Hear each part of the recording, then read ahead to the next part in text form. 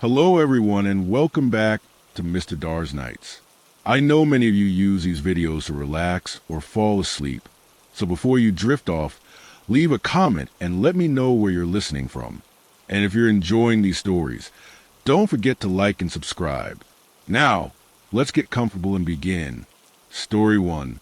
It started like most vanishing stories do, with someone full of excitement and utterly unaware of the weight that silence can carry in the woods. His name was Elias Richter, a 29-year-old tourist from Germany with a love for isolation, photography, and places untouched by convenience. He'd flown into the States alone, arriving in a sleepy logging town in the Pacific Northwest where rain came down not in sheets, but in whispers that wrapped around you like a wet blanket. A town so small it didn't have a website, just a single gas station, a diner, and a ranger post with a rusted sign half-eaten by moss. Elias had read about Pine Haven Forest in an obscure hiking forum. It was described as hauntingly beautiful, like nature forgot the rules and grew wild, with trails that disappeared and reappeared depending on the weather. One post mentioned Trail 7, not marked on any official map. It was only referred to by those who lived nearby as the Forgotten Trail.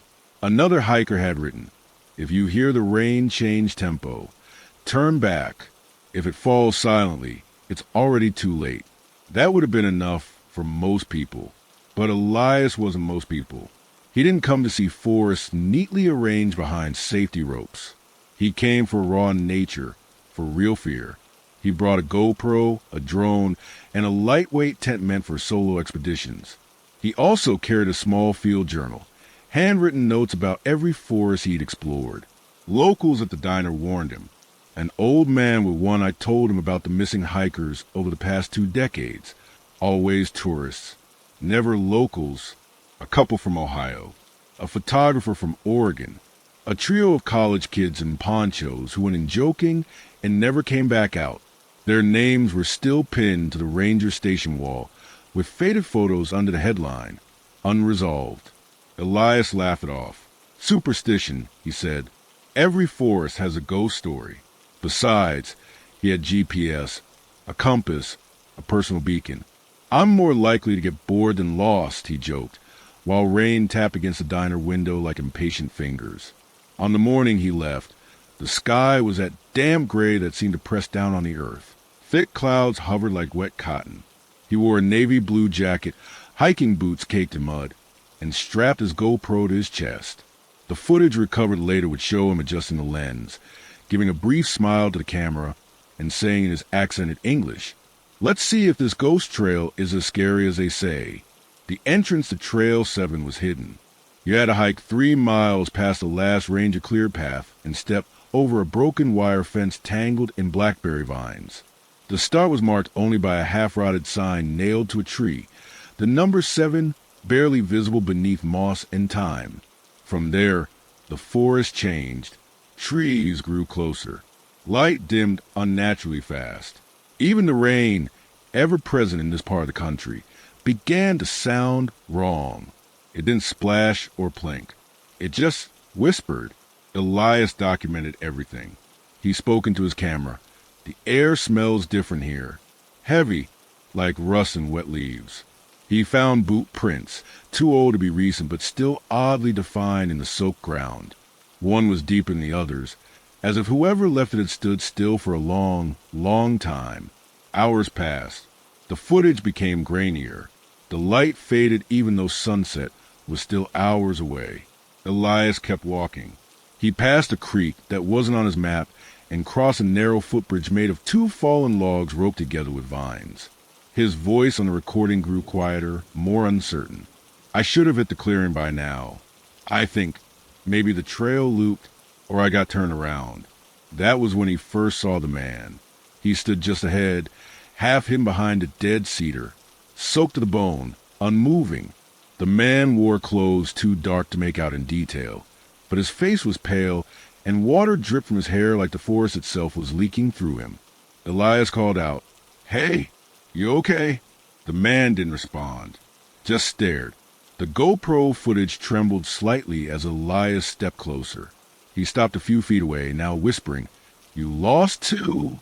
No answer. The man's eyes blinked once. The rain intensified, but without sound. It was like someone had turned off the audio while the storm kept playing. Then the footage ended abruptly. Cut to static.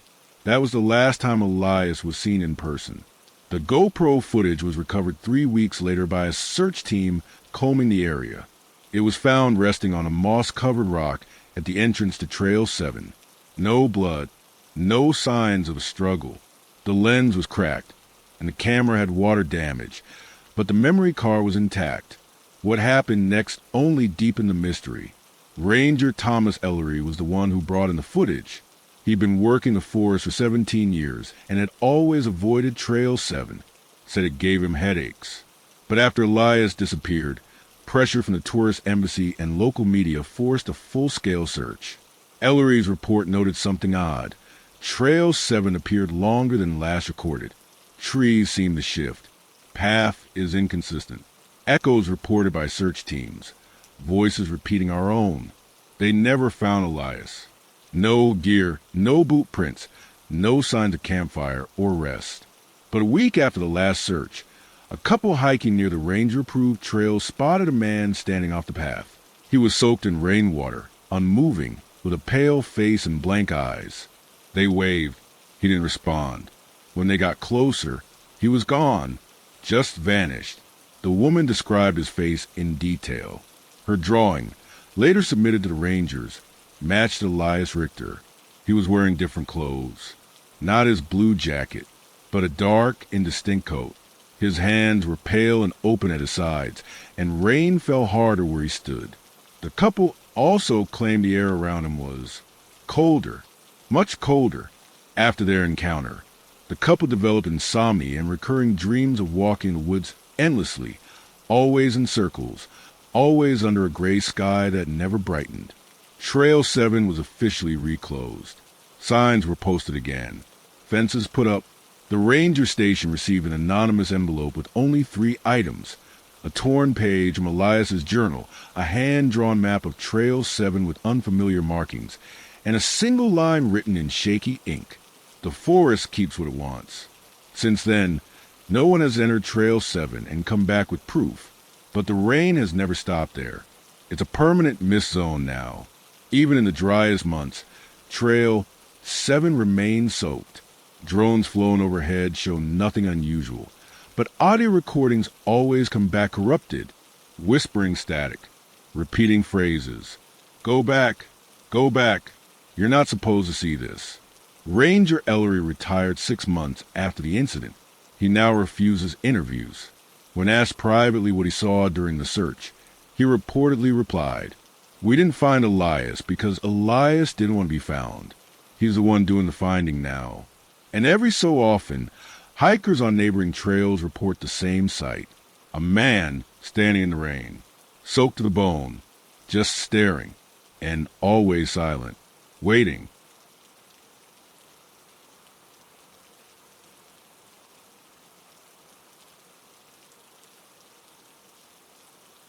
The rain had changed since Elias disappeared. It wasn't louder. It wasn't more frequent. It just shifted like it had a memory. Locals started calling it Elias's rain. A slow, endless drizzle that pooled in places it didn't belong. On windowsills inside locked cabins, under cars that hadn't moved in weeks. Always near the edge of the forest. Always near Trail 7. No one said it out loud, but people started whispering about the idea that Elias hadn't just gotten lost. He'd become part of the woods. A fixture. A story that wrote itself every time the rain began to fall. 2 months after the disappearance, the town hosted a community meeting at the ranger post. Someone had found fresh boot prints on the closed trail. The prints were odd, perfectly spaced, deliberate, but only appeared in reverse, as if someone had walked backward. The prints stopped near the same mossy rock where Elias's GoPro had been found, then vanished completely. Ranger Ellery, before his retirement, said something strange at that meeting. He's not dead. He's repeating. People thought it was just the trauma talking, but that phrase lingered. 2 weeks later, a second sighting was reported, this time by a night hiker, Tom Weaver, a a local carpenter who often walked his dog after work. Tom claimed that as he neared the edge of Trail 7, his dog stopped moving, ears flattened, tail tucked. Then he saw the man. Same figure, pale, drenched, standing completely still between two ancient fir trees. The weird part wasn't just the sight, it was the timing. Tom said the man blinked in sync with the lightning. 3 flashes, 3 blinks, and when it thundered, the man opened his mouth, but no sound came out. The dog barked, spun, and pulled Tom back toward the parking lot. When he glanced back, the man was gone. Tom never walked near that part of the forest again. The next incident was even stranger. A group of urban explorers drove in from Portland with night vision cameras and battery packs, planning to document the haunted trail for YouTube. They uploaded a video titled Trail 7 Challenge. Real Forest Ghost? It racked up 300,000 views in 24 hours, but was taken down the next day without explanation. Those who saw it remember only fragments. Night vision static, heavy breathing. The camera panning quickly as the group argued about which direction to take. A female voice saying, "He's following us." Then a moment of eerie silence, broken only by the sound of raindrops hitting the lens. The video ended with a frame-by-frame still of a man crouched behind a tree, pale, wet, smiling faintly. The uploader deleted his channel. No one has heard from him since. Then came the audio files. Ranger and turned Maya Coles have been sorting archival footage and accidentally stumbled across a forgotten cassette from the late 90s, labeled Trail 7 Interview. It was poorly preserved with skips and static, but one part was clear. A voice, shaky, older male, described being lost on a trail for days that felt like hours, and hearing rain from inside the trees. He said the forest breathed when it rained, and that he saw his own reflection walking ahead of him, not in water, but in the fog. He concluded with a chilling line, "Trail 7 doesn't trap people, it trades them." That phrase echoed in Maya's ears for days, so much so that she started dreaming about it. In her sleep, she walked endlessly along a narrow path, with the sound of rain always just a few steps behind her, no matter how far she moved. The deeper she looked, the more terrifying things became. In old ranger logs, some handwritten, some typed, Trail 7 appeared dozens of times. Not in the usual maintenance records, but in strange notations like, "Don't engage with a man near the creek," and "Avoid Route 7 during low rainfall. Distortions increase." One note simply read, "Don't speak if you see him. He might think you're his replacement." The implications were grotesque. That the forest wasn't haunted in the traditional sense, but had some sentient behavior. That Trail 7 wasn't a path, but a ritual, a loop that fed off human curiosity, replacing each wander with the next. Then there was a radio call. 3 months post-disappearance, during a late autumn storm, a scratchy signal came through on Channel 4, the frequency reserved for emergency ranger comms. The voice on the other end was weak, distorted by static, but unmistakably real. "This is Elias. I think I went too far in. I saw him. He looked like me." Then silence. Then a sound, a faint, wet dragging noise, followed by Elias whispering again, "He's wearing my face." The transmission ended. No one knew how it got through. Elias's radio beacon had gone dead weeks prior. His GPS last pinged near the second fork of Trail 7, right where the rain started to fall sideways, if you believe the legends. And yet, that voice, everyone in the ranger station heard it. One of the new hires vomited afterward. Another quit the next morning. The recording was saved, but the file corrupted within hours. Only the last sentence survived intact. "He's wearing my face." The town tried to move on. New signs went up. The trail was reburied with fallen trees and wire mesh. But the rain didn't stop, and neither did the sightings. Locals began calling the figure the Wet Walker. Kids dared each other to go near Trail 7 and listen for the breathing. One teenage boy claimed he saw someone in the trees mirroring his every move. When he raised his arm, the man raised his. When he ran, The man disappeared. And then one day, another tourist vanished. A backpacker from Canada named Luis Marino. His camp was found abandoned near Trail 7, gear intact.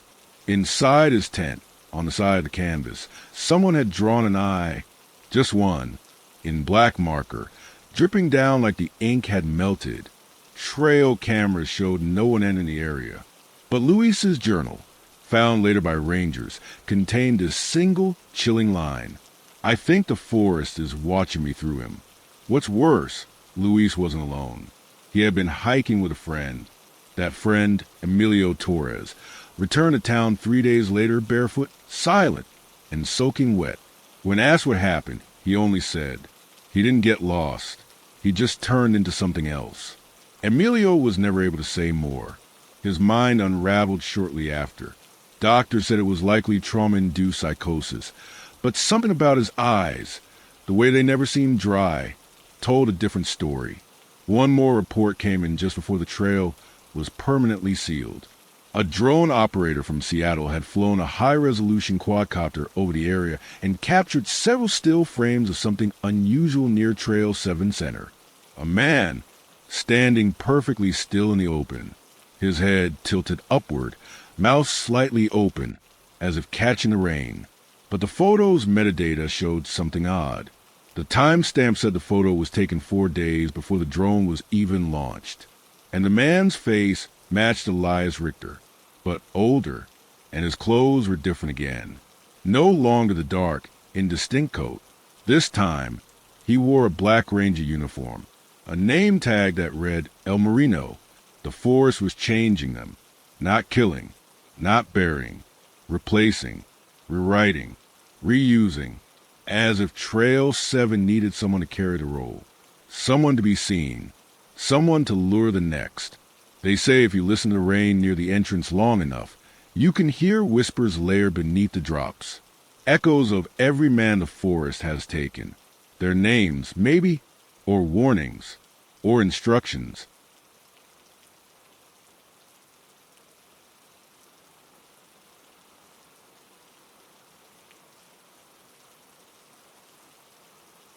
And if you ever step too close, you might see a figure in the distance, unmoving, watching, waiting.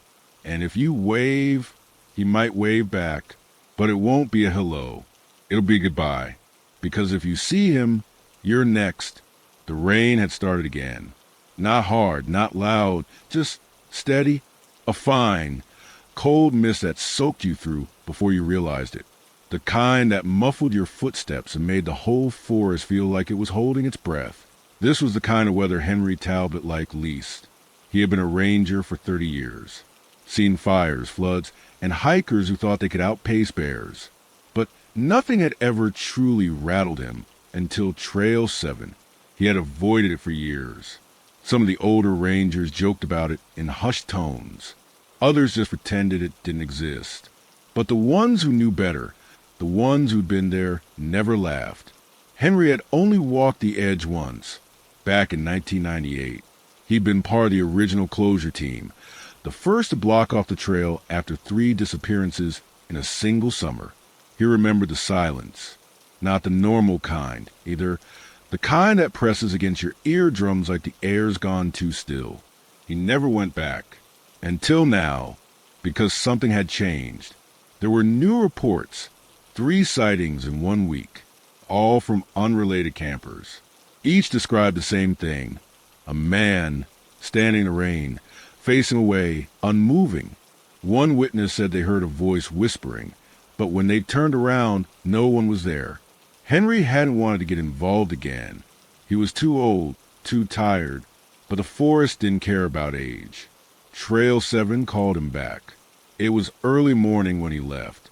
He didn't tell the station, just packed a small kit, strapped on his boots, and headed for the gate. The old signs were still there. Do not enter unstable ground. He ignored them. The chain was rusted, but someone had recently oiled the lock. Strange. As he stepped over the boundary, he felt it immediately, the change in the air, like crossing into another room without walls. The temperature dropped. The light shifted. The rain was constant, even though the sky above looked mostly clear. He walked for 15 minutes before anything happened. Then he saw it, a figure, distant, motionless, drenched. It stood at the edge of a bend in the path, partially obscured by the curtain of mist. Henry paused. He raised his flashlight, but the beam didn't cut through the fog the way it should have. Still, he moved forward, slowly, carefully. The closer he got, the more details he noticed. The man wore a ranger uniform, black jacket, name tag faded. Henry's heart thudded. He reached for his radio instinctively, but it didn't crackle. It didn't turn on. Dead battery? Impossible. He had checked it before leaving. And then the figure moved, not turned, not stepped, just shifted. One moment, it was 20 feet away. The next 10. Henry stepped back, heart racing. He could hear the rain now, louder, and something else layered beneath it, breathing. The man tilted his head, slowly, like a curious animal. Henry squinted. That face. It was wrong. Familiar, but wrong. It was his face. Younger, wetter, staring back. Henry stumbled, nearly falling. The figure mimicked him. A second later, a stuttered echo, and then it opened its mouth. But no words came out. Just a low, gurgling exhale, like air escaping lungs that had forgotten how to breathe. Henry ran. The forest blurred. The rain fell sharp now, like tiny needles slicing across his cheeks. Branches reached for him like arms. He didn't care about the trail anymore. He just needed distance. But the woods didn't play fair. Everywhere he turned, the path curved back toward that same moss-covered rock. The center, the anchor, and standing beside it was himself.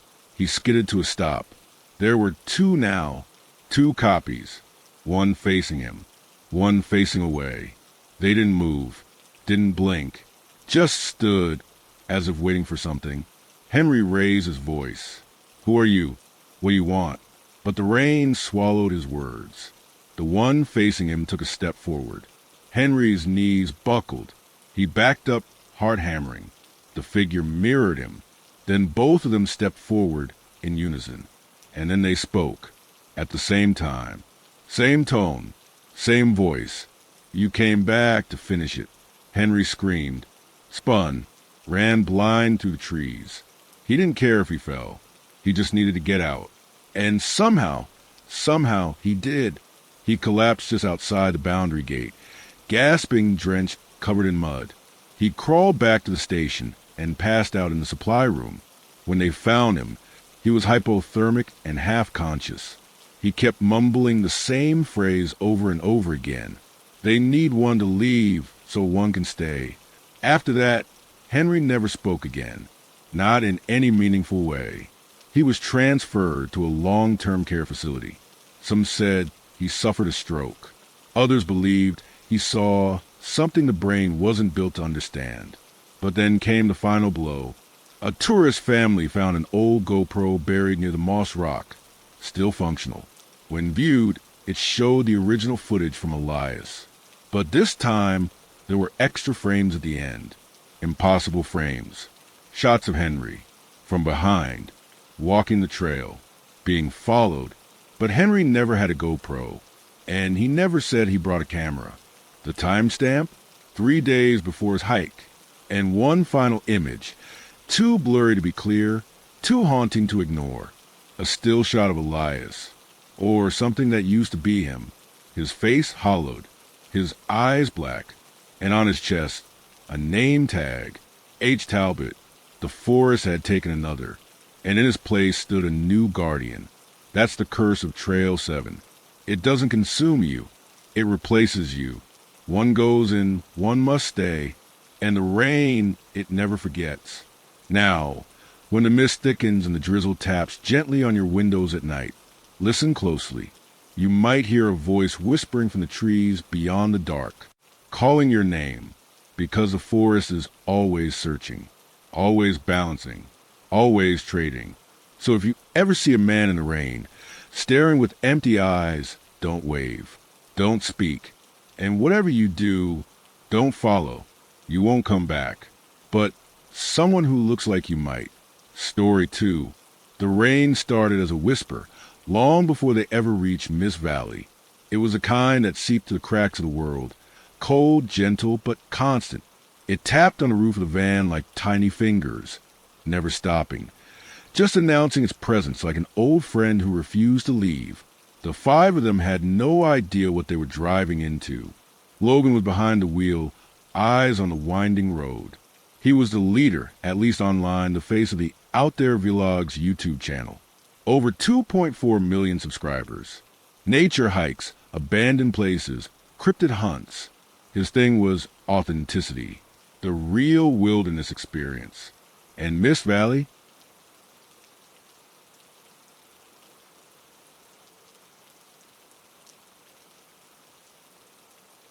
It was the most requested destination for months. Off-grid, no signal, surrounded by unmarked forest trails and rumors of something strange in the woods. A cabin, privately owned, rarely rented, hidden in the heart of it all. Perfect content, perfect clicks. Sitting beside him was Kara, their drone pilot and editor. She had a sixth sense about shots and transitions, and she kept an eye on the GPS, though the tracker had already started lagging. In the back, Alex, the audio guy, tapped his lapel mic like he didn't trust it. Mia, the newest member, stared out the window, earphones in, taking the endless green. And then there was Jace, the prankster, always filmed behind the scenes, always pushing buttons. By the time they reached the gravel path that led to the cabin, the rain had thickened into mist. Not fog mist, wet enough to blur the windows, dry enough to feel like it clung to your skin rather than soaked it. Jace leaned forward. Yo, this the road? Kara squinted at the screen. That's what the coordinates say. 2 miles ahead. Logan gave a low whistle. They weren't kidding about remote. The trees pressing on either side like nature had swallowed the path. Moss coated everything, trees, rocks, even the dirt. It smelled of decay and wet bark. After 15 minutes of slow, careful driving, they arrived. The cabin looked like something out of an old postcard. Dark timber walls, a moss-covered roof, and windows so dirty they reflected nothing. The porch sagged slightly, and the door had no lock, just a latch, rusted and bent. Creepy, Mia muttered, but aesthetic. They unloaded their gear. Inside it was basic but usable. 2 bedrooms, a small kitchen with a wood-burning stove, and a large living room with a stone fireplace. There was no electricity, but a solar generator powered 2 lights and some outlets. A shelf near the wall held a few old books, maps, and hunting journals from the 1970s. Alex fiddled with the audio mixer.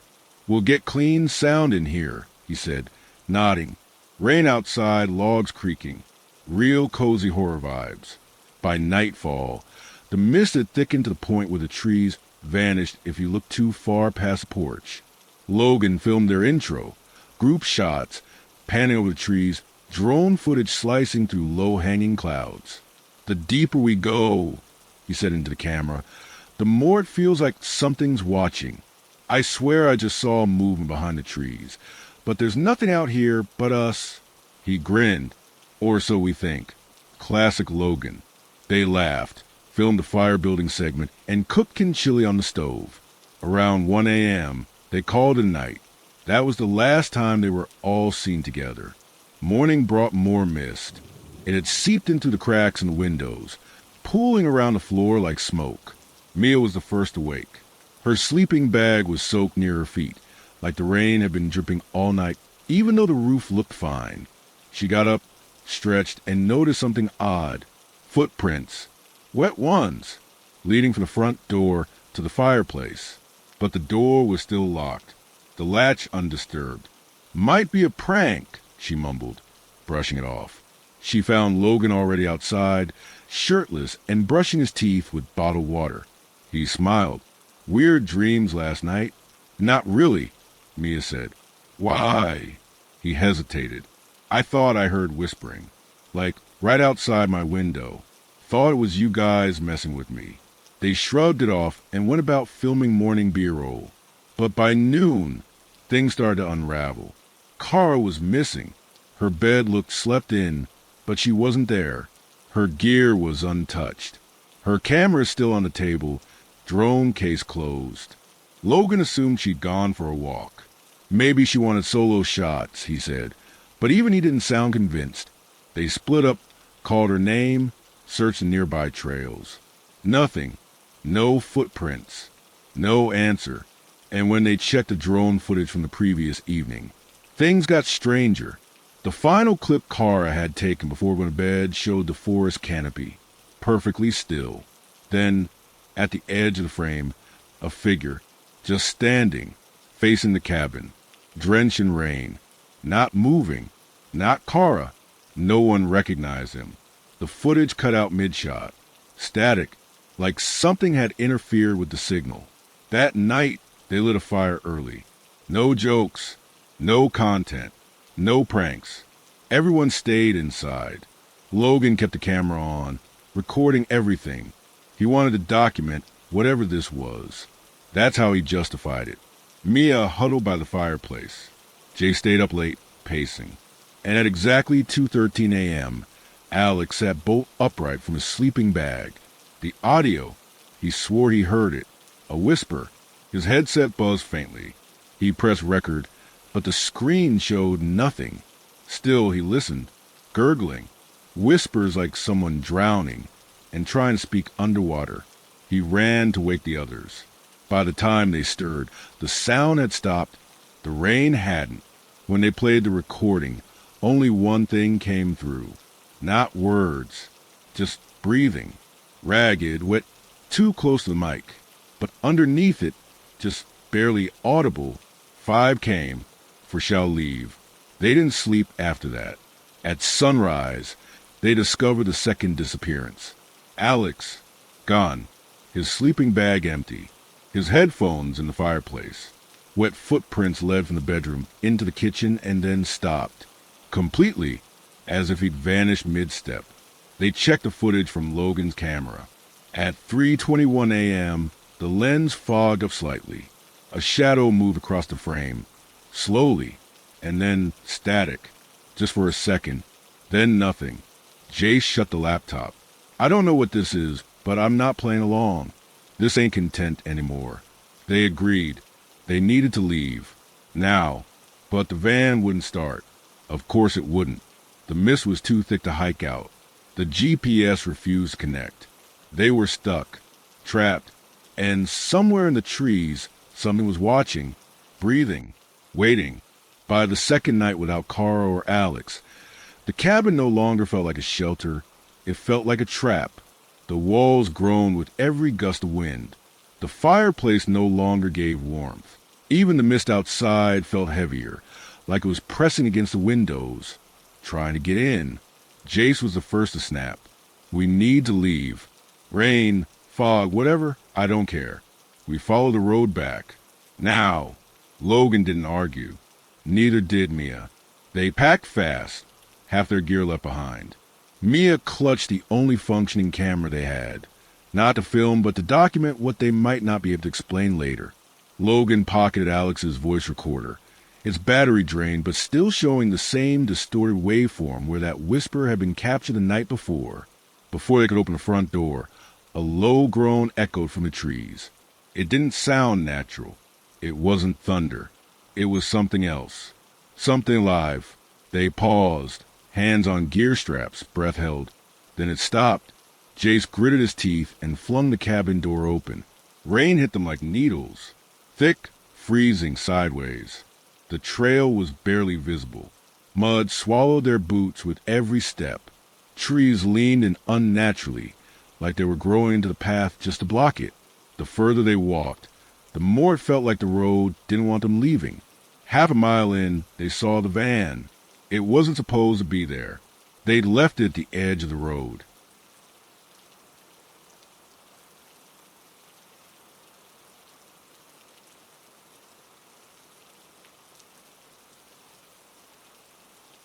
But now, it was back in front of them, parked sideways, covered in moss.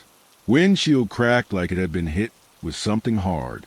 Mia turned to Logan, voice shaking. We just left it. This isn't possible. Jace walked toward it and froze. There were footprints in the mud beside the driver's door. Bare feet, deep impressions. And the door was hanging open. Inside, the seats were wet. Not damp dripping. A steady tap, tap, tap of water hitting the floorboard echoed inside. Mia reached in to grab the keys, still dangling from the ignition, and screamed. Her fingers brushed something cold. She pulled back. In her hand was a fragment of a tooth, not a human one, not from any animal they could name. Thick, jagged, blackened on one end like it had been burned. Logan backed away, pulling her with him.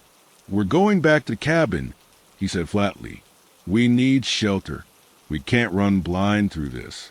Jace wanted to argue, but even he couldn't deny it. Something was hunting them, and it wasn't finished yet. Back inside, the rain sounded angrier, like fists pounding on the roof. Mia locked herself in the bedroom and replayed the footage she had taken earlier that day, trying to find anything, that might explain what they were dealing with. In one frame, she caught something, a shape between the trees. Pale, tall, its limbs seemed too long, its face obscured by what looked like dripping bark or wet leaves hanging down in strands. But it was the eyes, glowing faintly in the rain, that chilled her. They weren't animal eyes. They were aware. She didn't show the others. Not yet. She wasn't sure she could. Meanwhile, Logan flipped through the old hunting journals they found on the cabin shelf. The pages were yellowed, but one entry stood out. Dated October 1974. Rain won't stop. Third tourist gone missing. Locals said not to open for the season, but business is business. I saw something last night. Something standing in the clearing. Didn't move.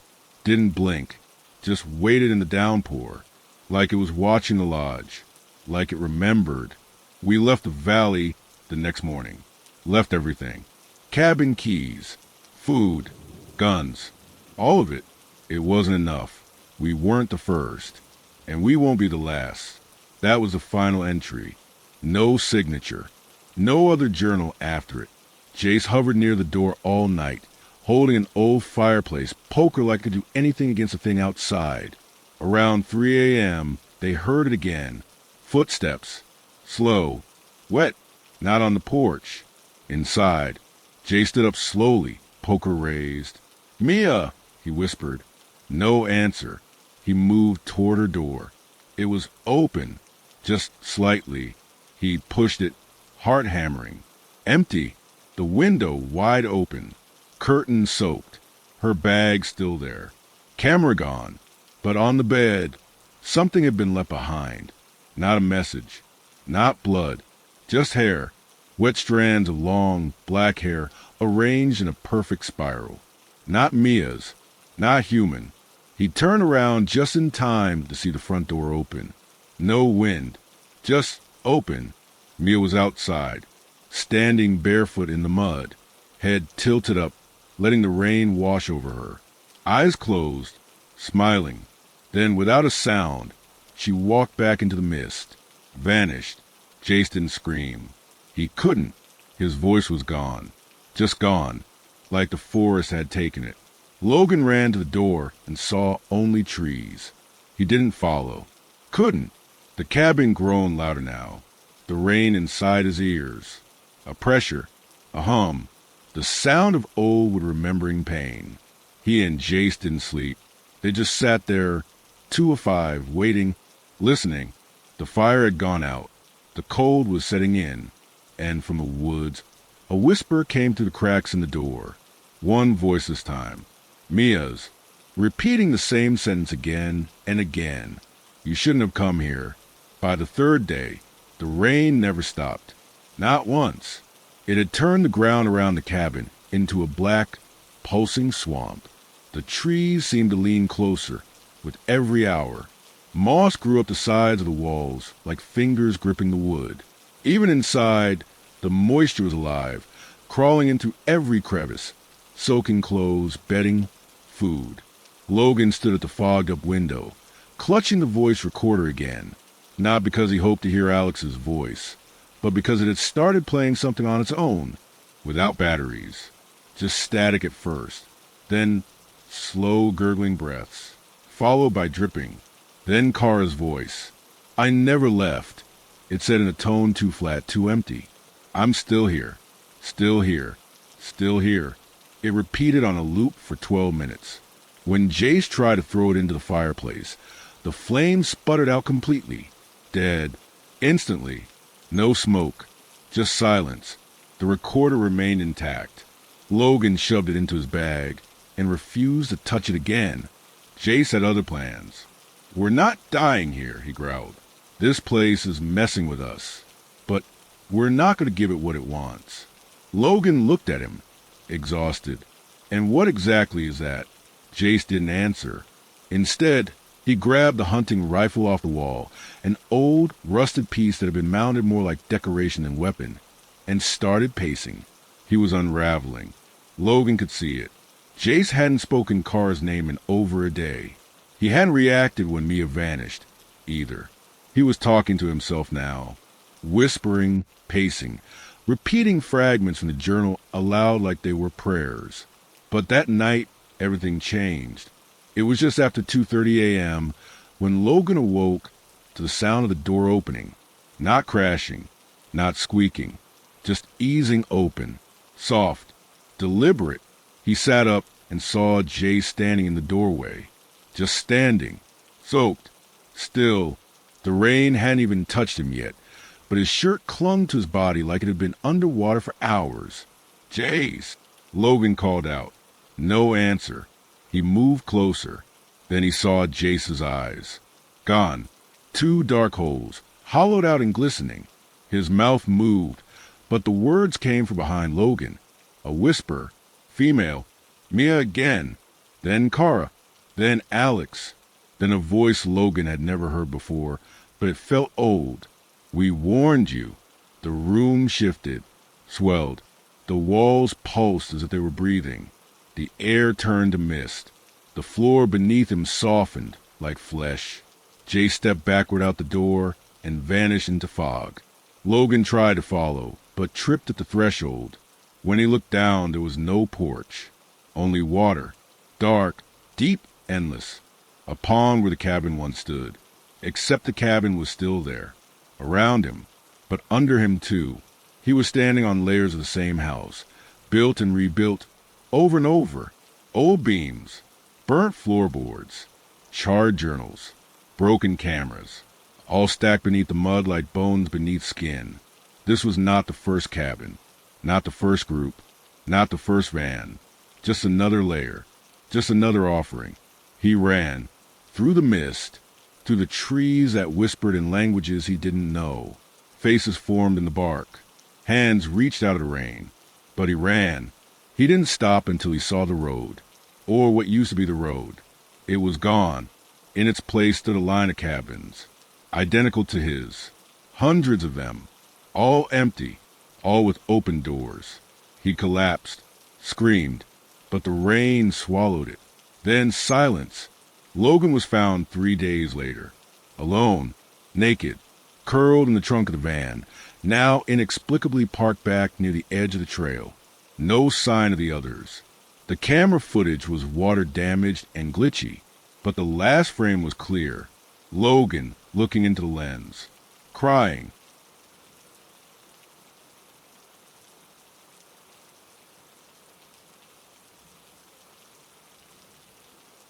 Behind him, in the fog window of the cabin, 5 figures stood. One of them was Mia. One was Jace. One was a tall man with blackened teeth and hollow eyes, his skin fused with bark. And 2 others had no faces at all, just smears where their features used to be. Logan was never able to speak again. Doctors diagnosed him with shock-induced aphasia. No memory, no language. But every time it rained, he screamed. Months later, a ranger returning to Mist Valley Trail noticed something strange. The cabin wasn't there anymore. The clearing had grown over with thick moss. Trees that should have taken decades had sprouted within weeks. No sign of a foundation, no tire tracks, nothing. But near the center of the mossy clearing, he found something half buried, a camera. Inside, one photo remained uncorrupted, the 5 loggers, smiling, all standing outside the cabin on the first day. But in the corner, almost out of frame, a 6th figure stood, soaked to the bone, eyes hollow, watching and smiling. The first time anyone ever told Evan about Black Pine Woods, it was as a warning, a half-laughed, half-serious campfire tale from an old man at a roadside diner just outside Trinity Hills. Don't go hiking there on your honeymoon, the man had muttered between bites of apple pie. Looking at Evan's wedding ring, the forest keeps love stories, but not in a good way. Evan had chuckled politely and thanked the man for the advice, but he and Lily went anyway. They were backpackers at heart, wanderers, free spirits. After a simple courthouse wedding, they decided against the typical beach honeymoon and instead packed up their gear for a week-long trek through a series of little-known forests in the northwest. Black Pine Woods was supposed to be their final stop. It had a reputation online as untouched, quiet, and unusually green. Even in late autumn, there were no marked trails, but plenty of GPS coordinates shared by past hikers. They arrived during a drizzle that hadn't been forecasted. Evan remembered the way Lily smiled up at the sky, her raincoat hood sliding down her back, her eyes catching the soft gray light. "I love it," she whispered. "The rain makes everything feel alive." They pitched their tent on the 3rd day, about 6 miles deep in the woods, near a moss-covered ridge where water trickled down from cracks in black stone. The map called it Vale Hollow. It was perfect. No noise, no people, just the 2 of them, a canopy of pines, and that steady rhythm of rain falling like a lullaby. But Evan hadn't known it then, hadn't felt in his bones yet, that the rain wasn't just weather here. It was memory. And memory doesn't like to be disturbed. They'd set up camp by 3 p.m., had a fire started by 4:30, and were eating lukewarm freeze-dried soup by 5 o'clock. By 6 o'clock, the mist was already thick enough to erase most of the forest from view. The trees nearest them blurred around the edges, as if the world was folding in. "I swear I hear humming," Lily said, pressing her ear to the tent wall. Evan paused. The only sound was the rain pattering on the tarp, a rhythm so constant it became invisible. Probably the wind. Lily didn't argue, but she didn't look convinced either. That night, they fell asleep tangled in sleeping bags and damp clothes, their laughter gradually drowned by the steady beat of droplets against nylon. By morning, something had changed. The rain was louder, heavier, but the ground beneath them was dry. Evan unzipped the tent slowly and looked out. No puddles, no mud, just forest, still dripping from the sky, but never collecting, like the rain was falling only for sound, not substance. Lily crawled out behind him, barefoot, and frowned. Where's all the water? They walked a short distance beyond their sight, and that's when they found the first circle. Moss had grown in a perfect ring, unnaturally even almost manicured. Inside it, dozens of small stones had been arranged in a spiral, leading toward the center where something metallic gleamed. A wedding ring. Not Evan's, not Lily's. It was too old, the gold dull with time, the engraving nearly worn away. But it was warm, warm like it had just been worn. Lily picked it up and held it to her chest. She didn't say anything for a long time, just stood in the mist, eyes wide. "We're not alone out here," she said finally. "Of course not," Evan replied, trying to stay calm. "There are hikers, rangers." "No," she turned to him. "That's not what I mean. That night, they didn't cook. They stayed zipped up in the tent, listening. That was the first time they heard the voices. At first, it sounded like rain slipping through trees. But then came words. Soft, slow, repeating, 'Don't forget me. Don't forget me,' over and over." Evan unzipped the flap and peeked out. There was nothing, only the same wall of gray mist and trees. But when he turned back, Lily was staring straight ahead, her eyes wide. "I saw her," she whispered. Saw who? The woman in the white jacket. She was standing just there. She pointed to the fire pit. There were no footprints, no sign anyone had been there, but something still crackled in the fire pit. Not flame, just heat. The faint glow of coals that hadn't been lit in hours. Neither of them spoke again that night. Neither slept. When dawn came, it brought no sun, no birdsong, only more rain. They packed up, or tried to, but when Evan reached the clearing where their backpacks had been hung, they were gone. No drag marks, no torn straps, just vanished. Lily's boots, too. She left them just outside the tent. They were missing. In their place sat another stone spiral, different shape this time. And at the center, a photograph, black and white.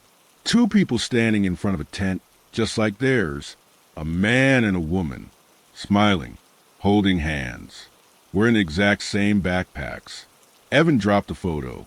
Lily screamed, because behind them now, inside the tent, someone was humming, low, mournful, like a lullaby sung through water. Evan rushed in, but it was empty. Only one sleeping bag now. Lily's was gone. And inside of the tent, though zipped up from the outside, was bone dry, as if no one had ever slept there.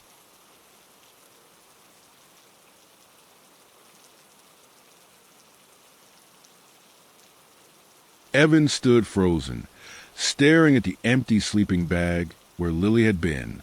It felt as though the air itself had thickened, pressing against him from all sides.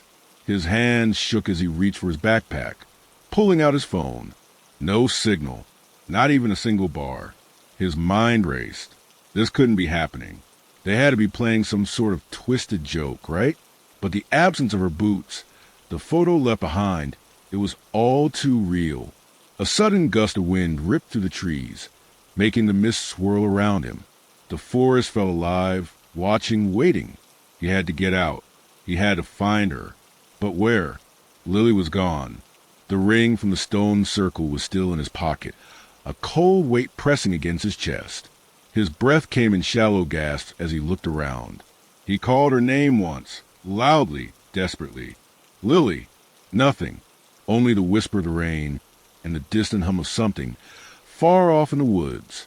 It was like the sound of wind through the trees, but with a note to it, a hum of its own, like the echo of a voice calling to him. He didn't wait any longer. He grabbed the last of his gear and set off, walking deeper into the forest, following the faint trail that twisted through the pines. The rain continued its relentless fall, but it wasn't the kind of rain you could escape. It wasn't just wetness. It felt like a presence, like something ancient that had never stopped, never wanted to stop. The path was hardly a trail. It was more like a suggestion of one, narrow, overgrown, as if few had walked it in decades. But Evan pushed on, the image of Lily's frightened face flashing in his mind, her eyes wide, her hand outstretched as though she'd seen something he couldn't. He reached the edge of a steep ridge. Below him, the valley stretched out in a heavy fog, dark and shadowed. The only sound was a constant, unrelenting drip of water from the leaves above. No birds, no other animals, just the rain. Lily! His voice was hoarse, a low shout that seemed to get swallowed by the forest. There was no answer. As he began to climb back up the ridge, the sound of something changed. It was soft, barely audible at first, but unmistakable once it registered. A whisper, almost too faint to understand, but it sounded like his name. Evan. It wasn't Lily. His heart skipped in his chest. He whipped around, but there was nothing, just trees. Thick, dark trunks and the twisting branches above. The mist clung to the air like a heavy curtain, wrapping everything in its damp embrace. Then the whisper came again, clearer this time. Evan, come closer. It was a voice that sent chills down his spine, distant yet clear as if coming from the other side of the valley. It didn't sound human, not quite. More like a low hum, a guttural whisper that scraped against the soul. He didn't move. He just stood there, heart pounding in his chest, every nerve on edge. His instinct screamed at him to turn around, to run back to camp, but he couldn't. Something was drawing him forward. The forest felt different now. It wasn't just a place of trees and rain anymore.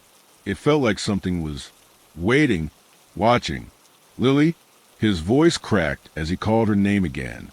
His feet took him forward despite himself, moving into the dense fog. The whisper came once more, so close now that it sent a shiver down his spine. Come closer, Evan. We're waiting. His breath caught in his throat. This wasn't right. There was something wrong with the way the air felt. Something wrong with the way the rain seemed to beat against his skin, like it was being absorbed into him. He could feel it seeping into his very bones. And then he saw it, a shape in the mist. It was too large to be a person, but its form was humanoid, standing near the base of a large pine. The figure was covered in layers of dark fabric, a cloak or coat of some kind, soaked through with rain. Its face, though, was hidden. The figure was staring straight at him, unmoving, as if waiting. The whisper came again, this time coming from the figure's direction. Lily is close, Evan. Come to her. Evan's heart pounded faster. He couldn't breathe. He couldn't move. Every instinct he had was screaming at him to run, to turn back, but his feet didn't listen. Without thinking, he started forward, his legs moving on their own, toward the figure. The closer he got, the more the figure seemed to dissolve into the fog, its edges blurring. It was as though the forest itself was swallowing it whole. Just before he reached the place where it had stood, the figure was gone, and with it, the whisper. A low rustling of the leaves caught his attention. Slowly, Evan turned toward it. Through the thick, ghostly mist, he could make out a narrow path leading into a denser part of the woods. It wasn't much of a trail, just a series of dark shadows in the earth that seemed to beckon him forward, promising answers. He had to know what happened to Lily. He had to find her. The deeper he went into the woods, the stronger the presence became. It wasn't just the rain. The trees felt like they were leaning in, their branches creaking under an unseen weight. The smell of wet bark and moss filled his nose, but there was something else, something faintly metallic hanging in the air. And then, through the haze of mist, he saw it. The clearing.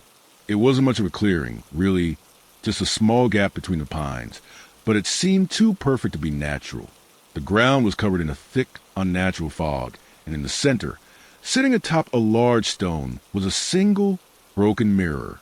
Shards of glass lay scattered around it, glittering like forgotten stars in the dim light. As he approached, something caught his eye. There, amidst the fog, were two sets of footprints, fresh and wet, leading into the clearing from the forest edge. One set was small, the other was larger. Evan's heart stopped. Lily had been here, but why would she come here? The mirror, it had to mean something. He knelt down beside the glass, picking up a shard. His hands trembled, but he forced himself to look. The reflection in the glass was distorted, fractured. There was no image of him, no clear reflection at all. But behind him there was movement. Something shifted. It was subtle, barely noticeable at first, but it was there. And then he heard the whisper again. Evan, you shouldn't have come.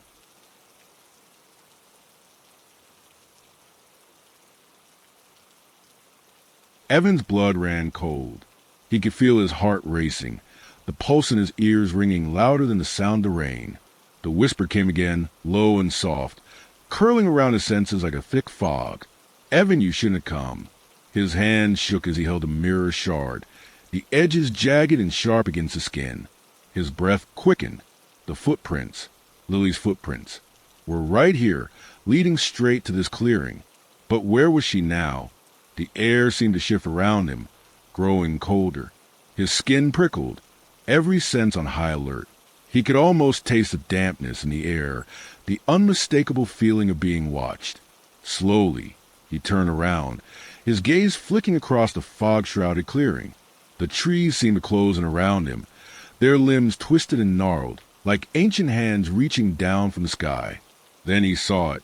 In the distance, barely visible through the mist, there was movement, a shadow, something or someone walking toward him.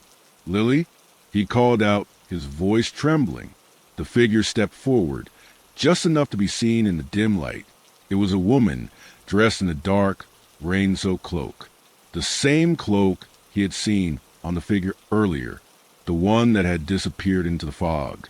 But this wasn't Lily. Evan's throat tightened as the figure drew closer.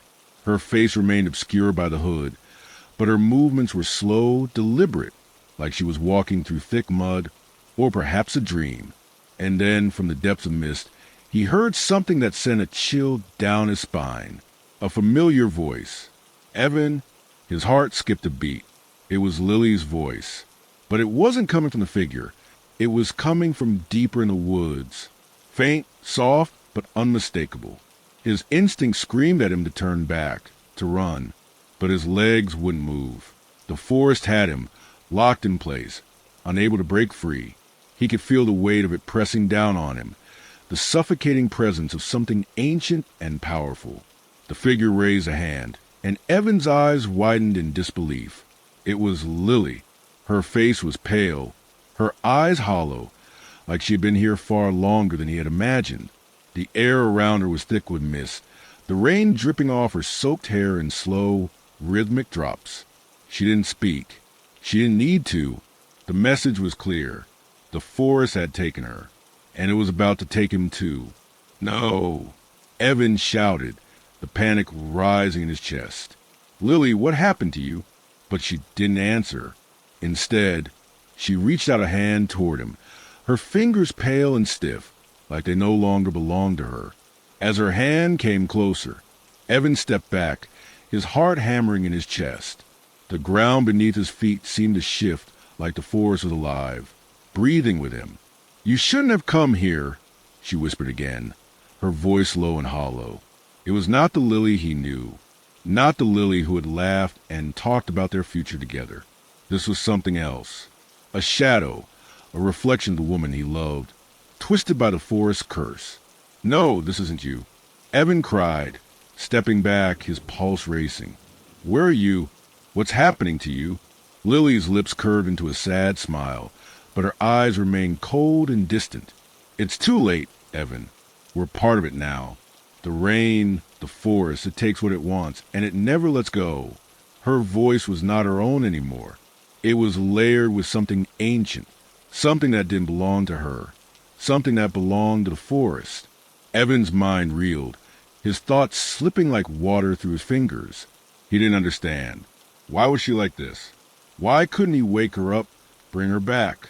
The mist began to thicken around them, the shadows deepening until the clearing was nearly pitch black.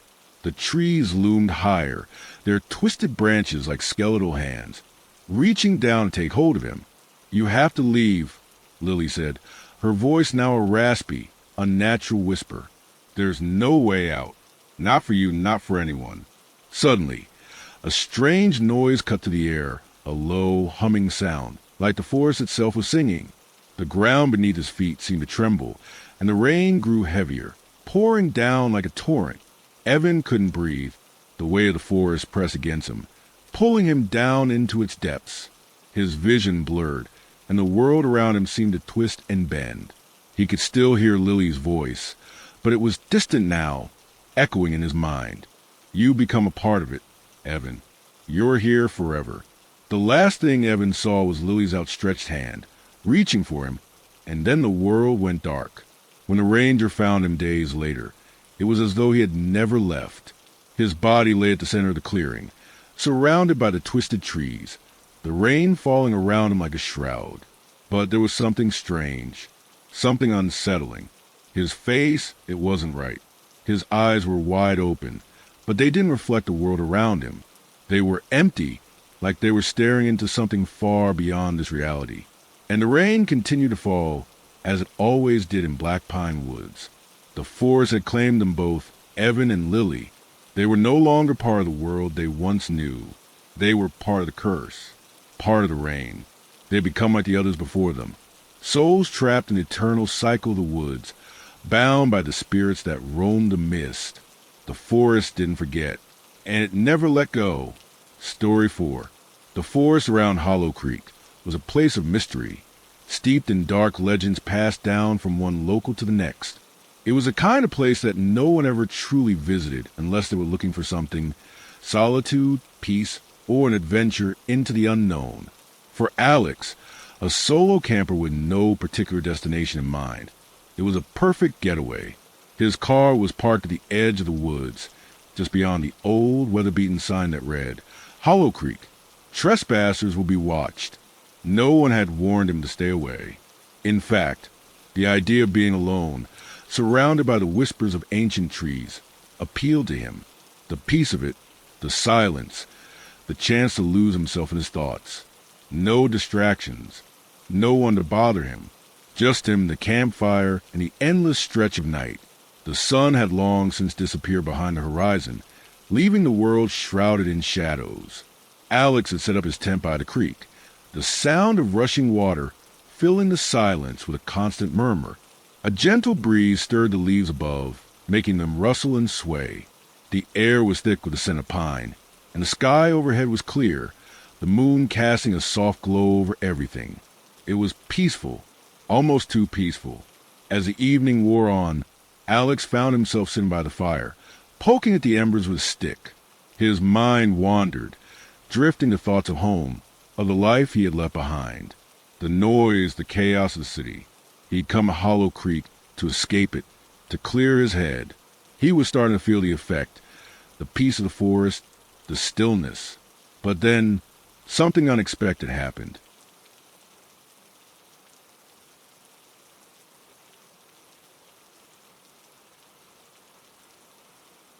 It started with a voice, a low murmur carried by the wind. Alex froze, his heart skipping a beat. He looked around, but there was no one. The fire crackled softly, and the wind continued to blow. "Hello?" he called out into the darkness, his voice cutting through the silence. The voice responded, repeating his words back to him. "Hello?" Alex furrowed his brow, unsure if he was hearing things. The echo was perfect, too perfect. It didn't sound like the usual echoes that bounced off the trees or hills. This one was distinct, like it came from somewhere deep within the forest. It was too precise, too sharp. He stood up slowly, glancing around. "Who's out there?" he shouted, his voice carrying through the trees. The reply came back, crisp and clear. "Who's out there?" Alex's stomach tightened. His heart began to race as the weight of the situation slowly dawned on him. This wasn't an echo. It was a response. The voice wasn't mimicking him. This was something else in the forest. The wind picked up, swirling around him, causing the branches of the trees to creak and groan. He stood motionless, staring into the darkness. There was no way to tell where the voice had come from. It could have been an animal, or maybe another person out here. But the eeriness of it gnawed at him. The forest didn't feel quite so peaceful anymore. It felt alive, like it was watching him. "Hello!" he called again, his voice trembling just slightly. He didn't expect an answer this time, but the voice came back, as if it had been waiting for him. "Hello, Alex." A chill ran down his spine. He hadn't told anyone his name. He had come here alone. So how did the voice know? Alex's mind raced. He took a few cautious steps back toward the tent, trying to steady his breathing. The voice echoed again, but this time it didn't repeat his words. It was different. "I see you," it said. His heart thudded in his chest. The forest around him seemed to grow colder, the shadows stretching out like fingers reaching for him. The air felt thick, almost suffocating, and Alex's breath came faster now. He wasn't sure whether he should run or stay, but he couldn't seem to move. His legs were frozen in place, his body stiff with fear. Another gust of wind blew through the trees, but this time the whispering voice was joined by another sound, the faint sound of footsteps, soft and deliberate. Alex's eyes darted toward the sound, but all he saw were the trees, their dark silhouettes standing tall against the night sky. "Who's there?" he called, his voice cracking. The footsteps stopped, and then came a reply. The same voice, but different this time. The words were twisted, unnatural. "I'm right behind you." Alex spun around, his heart nearly leaping out of his chest. But there was nothing but the flickering shadows of the trees, the soft rustle of leaves in the wind. He stepped back toward the campfire, desperately trying to steady his breath. He had to be imagining things. It was the isolation, the silence. It was getting to him. But then he heard it again, this time clearer, louder. "I'm right behind you." He turned in a full circle, his eyes searching the darkness. His breath came in shallow gasps, his chest tightening. The trees around him felt oppressive now, their branches like skeletal hands reaching down from above. It was as if the forest had come alive, and it wasn't a peaceful wilderness anymore. It was something sinister. Suddenly, the voice changed once more. The soft whispering grew louder, more insistent.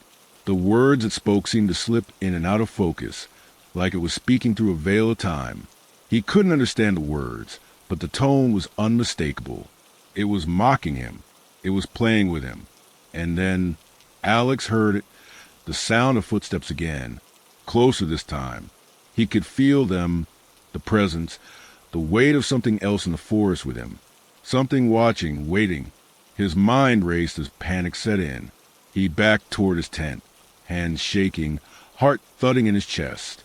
The steps were closing in too fast now. It was too late to run. The voice had been right. It was already behind him. "Help!" he shouted, but his voice was weak, swallowed by the suffocating atmosphere of the forest. There was no one out here. There was no one who could help him. And then, just as suddenly as it had started, the footsteps stopped. The silence was deafening. Alex froze, his heart hammering in his chest. He waited, straining to hear anything at all, but there was nothing, not a whisper, not a sound. He took a step forward, his gaze darting from the trees to the shadows around him. The voice, the footsteps, they had all stopped, but the eerie feeling lingered. It didn't feel like he was alone. Not anymore. A faint glimmer caught his eye. The campfire was still burning, but there was something odd about the light. It flickered strangely, as if it was being distorted by something just beyond his vision. He turned, his eyes scanning the darkness, and that's when he saw it. A figure. In the distance, just beyond the edge of firelight, was a shape.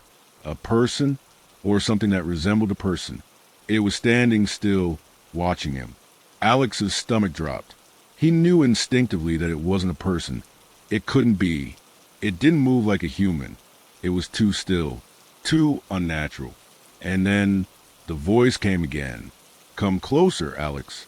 Alex's breath caught in his throat as he stood there, frozen in place. The figure in the darkness hadn't moved, but he could feel its presence, like a heavy weight pressing against his chest, choking him. He didn't know whether to scream, to run, or to do absolutely nothing. All he knew was that the voice, the one that had repeated his words, that had mocked him, was now calling him. "Come closer, Alex." The sound of his own name sent a chill through his body. It wasn't like any voice he had ever heard before. It wasn't just the echo of his own words. It was something far deeper, more sinister. It was as if the forest itself had found a way to speak, to twist his reality. He tried to take a step back, but his feet felt glued to ground, heavy as lead. His muscles tensed, his body betraying him in the face of something he couldn't understand. The figure remained still, shrouded in shadow, just outside the reach of the firelight. Alex strained to see, but the darkness seemed to wrap itself around the figure like a cloak, making it impossible to make out any details. "Come closer." The voice whispered again, closer this time, as if it were right behind him. Alex spun around in panic, expecting to see someone standing there, but the space behind him was empty. Only the soft rustling of the trees filled the air, their branches swaying gently in the wind. The fire crackled and popped, sending sparks up into the night sky. But there was no one.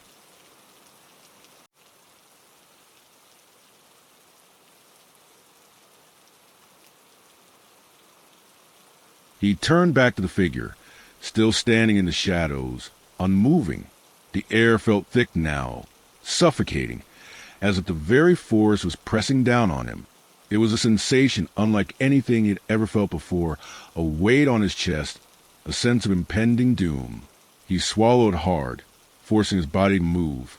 He took a step forward, then another. His feet were heavy, reluctant to move, but the pull of the figure was undeniable. It wasn't a physical force. No, it was something far more insidious.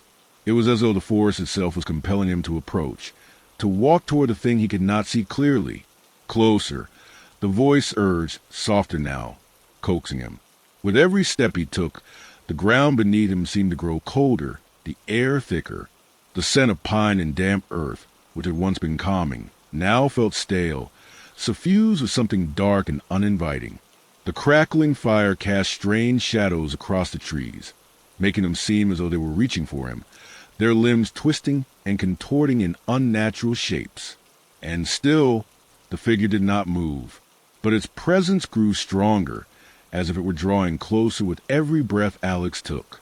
His pulse quickened. He had to get away, had to escape this feeling, this sense of dread that was crawling up his spine. But there was something in the back of his mind, something that kept him walking forward. It was the whisper, the voice. It was as if it was calling to him, pulling him deeper into the darkness. Finally, Alex stopped.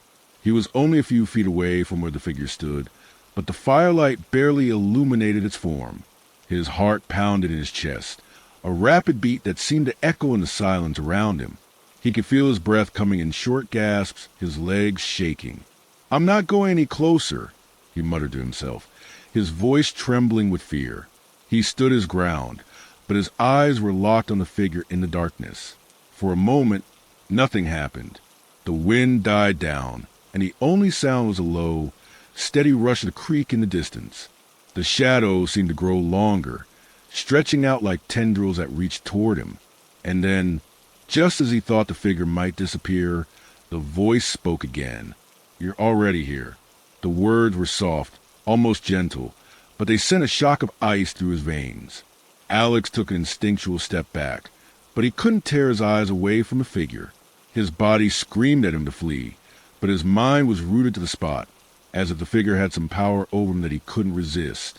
And then, without warning, the figure moved. It wasn't a sudden movement, but a gradual shift, an unsettling, fluid motion. The figure stepped forward into the firelight, and Alex's breath caught in his throat as he saw it more clearly for the first time. It wasn't a person. It wasn't even human. The figure that emerged from the shadows was tall, its body thin and elongated.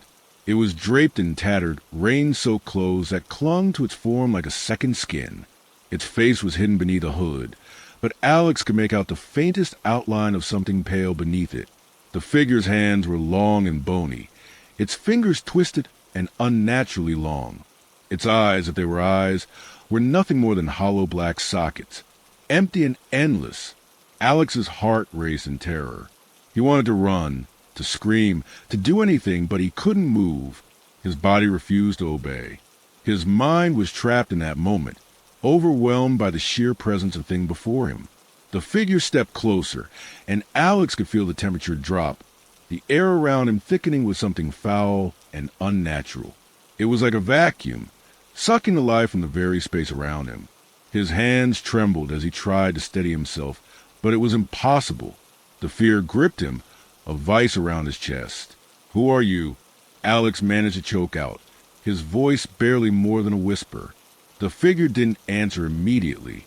Instead, it tilted its head to one side, as if studying him.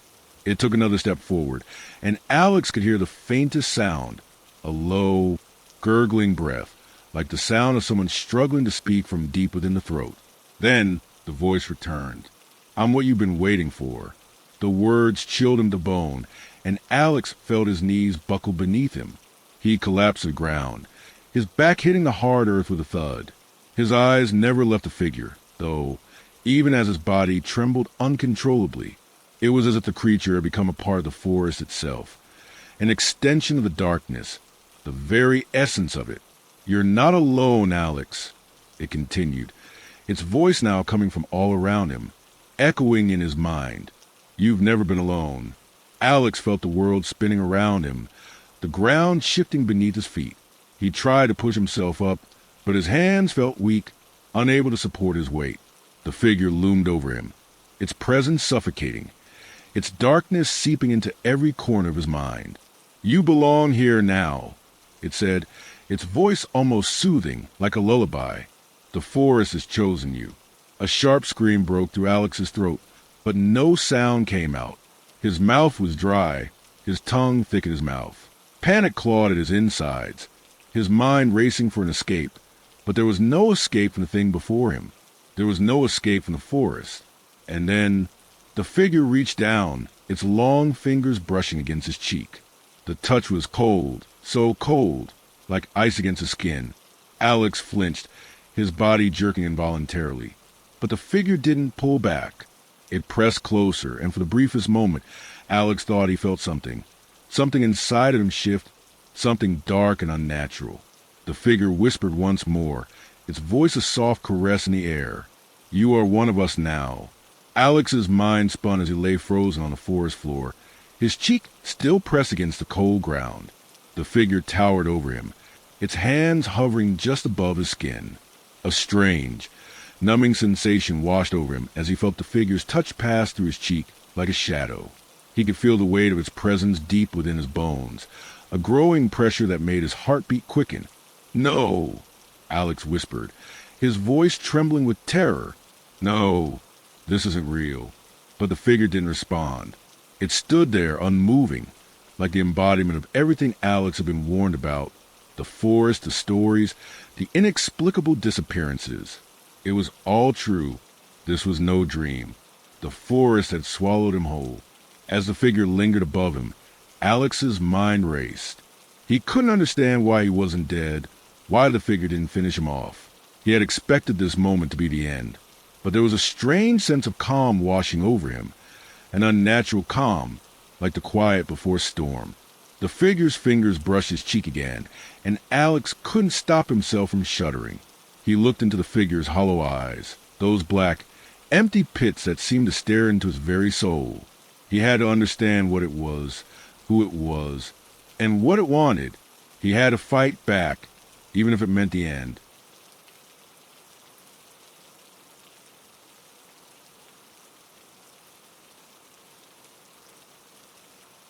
The figure spoke again, its voice a low murmur that seemed to come from everywhere and nowhere at once. "Not everything is as it seems, Alex. You are not the first." "What do you mean?" Alex forced out, his throat dry, every word feeling like it was being dragged from him.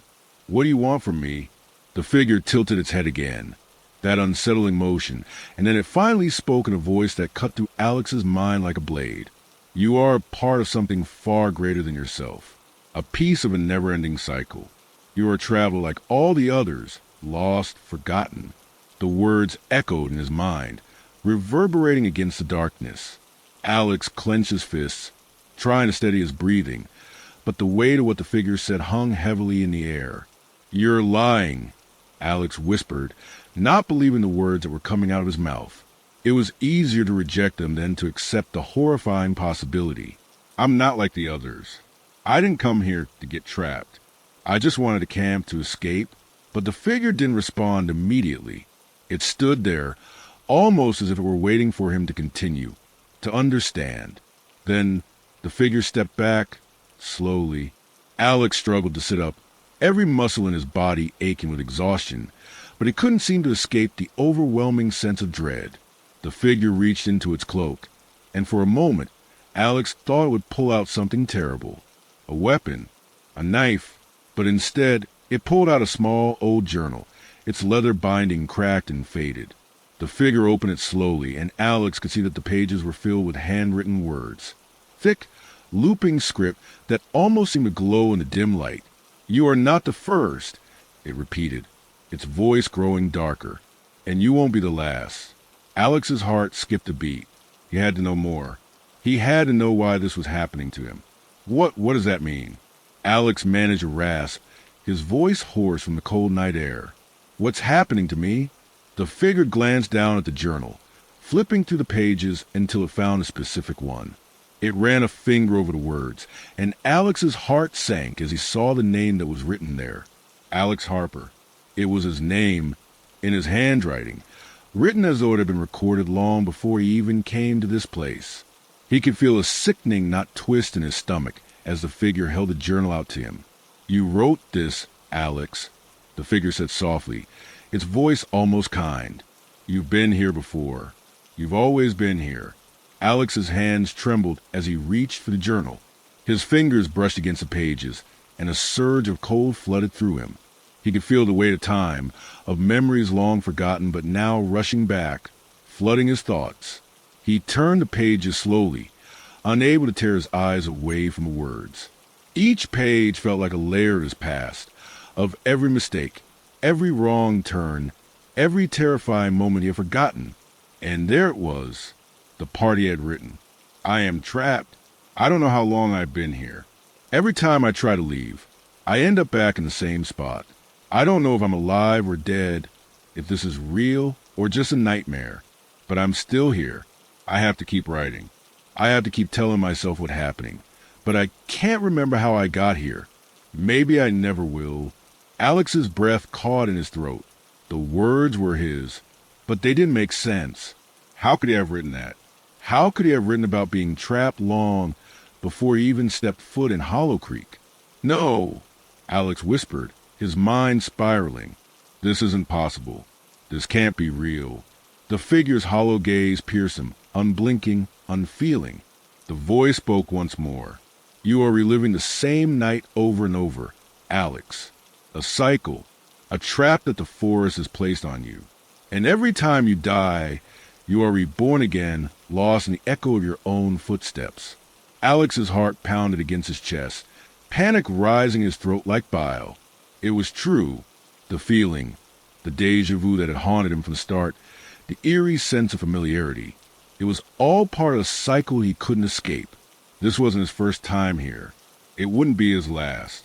"Why?" Alex gasped. "Why me?" The figure didn't answer immediately.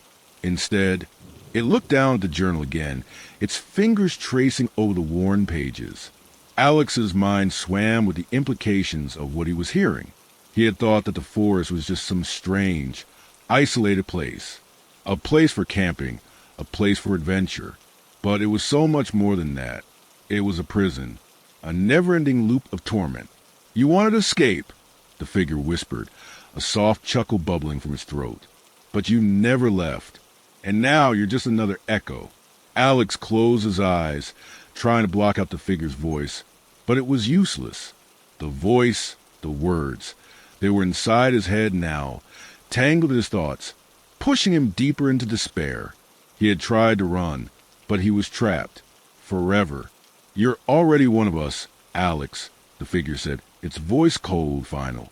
"You always have been." The ground beneath Alex's feet shifted, and the forest seemed to close in on him. The shadows stretched longer, consuming him whole.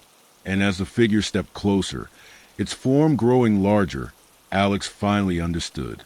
There was no escape from Hollow Creek, and there was no escape from himself. Story 5. It was meant to be an adventure, a break from the monotony of college life. A group of 5 friends, all united by their love for exploration and thrill, decided to take a weekend trip to Fernridge, a quiet little town nestled on the edge of a dense forest known for its fog, sudden downpours, and mysterious tales.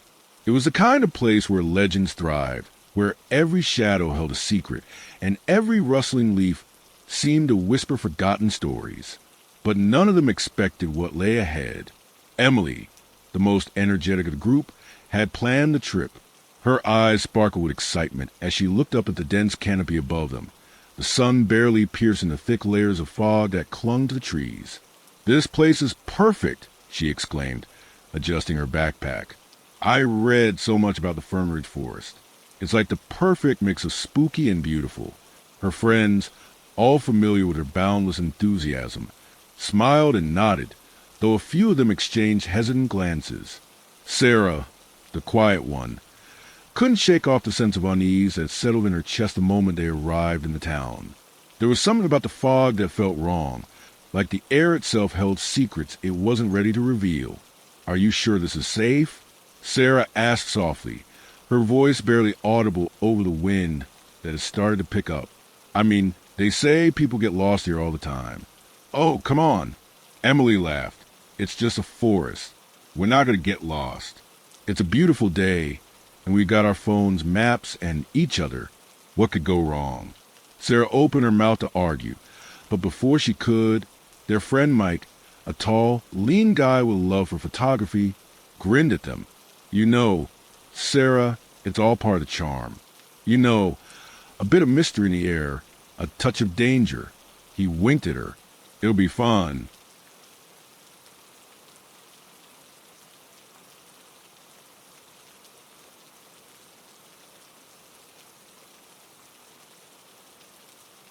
The others seemed to agree. Mark, the quiet but adventurous one, and Lucy, who always loved to document everything on her phone, both nodded enthusiastically. They were all excited about the hike, eager to capture the moments in photos and videos. The fog, though heavy, was part of the allure. It gave the forest an otherworldly feel, as though the trees themselves were keeping secrets from anyone who dared to wander beneath their branches. The group set off along the trail, the ground soft beneath their boots from the recent rain. The air was damp, heavy with moisture, and the scent of pine and earth filled their lungs. The fog seemed to follow them, swirling around the trees, shifting with every gust of wind. As they walked deeper into the forest, the sounds of the world outside faded. It was as if they had entered a realm where time didn't matter, where only the present existed. There were no cars, no people, just them and the forest. I love this, Emily said, taking a deep breath. It's like we're in a different world. I don't know, Sarah muttered, glancing over her shoulder. It feels isolated, like something's watching us. Nah, it's just the fog, Mike said, holding up his camera. Everything looks creepy in fog. It's just your imagination. But Sarah wasn't convinced. Every step felt heavier, like the forest was pulling them deeper into its embrace. She glanced around nervously, but her friends were too engrossed in the sights to notice her discomfort. They had reached a small clearing in the trail, the mist hanging low between the trees, when they saw him. At first, he was just a shadow, standing at the edge of the clearing, tall, slender, and with a large, black umbrella held tightly above him. His face was obscured by the brim of a wide hat, but there was something about his posture that caught their attention. Unnatural, almost stiff. He wasn't moving, just standing there, like a figure out of an old painting. "Who's that?" Lucy whispered, pulling out her phone to take a picture. "I don't know," Mark said, his voice tense. Maybe someone else is hiking, too. But Mike wasn't so sure. He adjusted the lens on his camera, focusing in on the figure. He's not moving, and it doesn't look like anyone else is on this trail. The group stood there, uncertain of what to do. The figure hadn't acknowledged them. It was as though he didn't even know they were there. Or perhaps he was waiting for them to approach. The fog thickened around him, making it hard to see his full silhouette. It was as if the mist itself clung to him. "Should we go up to him?" Emily asked, her voice filled with curiosity. Maybe he's a local guide. But there was something off about the whole situation. Sarah felt the hairs on the back of her neck stand on end. "I don't think we should. Something feels wrong." Before anyone could respond, the figure slowly tilted his head upward. The movement was so gradual, so deliberate, that it almost felt mechanical. His eyes were hidden beneath the brim of his hat, but the sense of unease only deepened. Then, without a word, he turned slowly and began to walk back into the mist. "Wait," Mike said, already moving forward. "I'm getting a shot of this." It's so eerie. But as Mike stepped forward, the figure seemed to vanish into fog, as if he had never been there at all. One moment he was there, the next gone, nothing but the faint rustling of leaves to suggest he had ever been present. "That's weird," Mark said, his voice shaky. "I don't like it," Sarah said, pulling her jacket tighter around her. "I really don't like it." "Come on," Emily said, trying to shake off the unease. "It's just some guy. It's probably nothing." But Mike, still holding his camera, stared into the mist. "No," he said quietly. "I swear he was watching us." "Who was he?" Lucy asked, her phone still raised in the air, as though the photo she had taken might hold some kind of clue. "I don't know," Mike said, lowering his camera. But he wasn't just some random hiker. That was weird. The group stood in silence for a moment, the fog pressing around them like a thick blanket. Finally, Emily cleared her throat and gestured down the trail. Let's keep going. We came here for the adventure, right? Let's not let some weird guy stop us. But Sarah wasn't convinced. As they continued along the trail, the image of the Umbrella Man lingered in her mind. Something about him felt out of place, like a ghost or something far worse. She couldn't shake the feeling that he was still watching them, even though they had left him behind in the mist. The fog thickened as the group pressed on, but their earlier unease faded into the rhythmic pattern of their steps. They were adventurers, after all, intrepid college students on a weekend escape. They weren't going to let some strange figure in the mist stop them. The silence of the forest, broken only by their footsteps and the occasional rustle of the wind, felt almost soothing after the unsettling moment they'd just experienced. We're almost at the summit, Emily said with a bright smile, trying to lighten the mood. She glanced back at her friends, though Sarah noticed a slight edge of discomfort in Emily's voice. Right, Mike said, his voice a little more hesitant than usual. Let's just get the shot and go back. I'm not feeling all that great about this place. Mark, usually the quiet one, spoke up. Yeah, I'm starting to think we've seen enough of the forest for today. But Emily shook her head. You guys are all just spooked. Come on, there's a great view from up ahead. I've seen photos. You'll feel better once you see the view. Sarah couldn't shake the feeling that they were being watched. No matter how hard she tried to push it aside, it lingered in the back of her mind. And now, with the fog growing heavier around them, it felt more oppressive. The trail wound its way through the dense trees, their towering trunks like dark sentinels guarding the path. The forest was silent, too silent.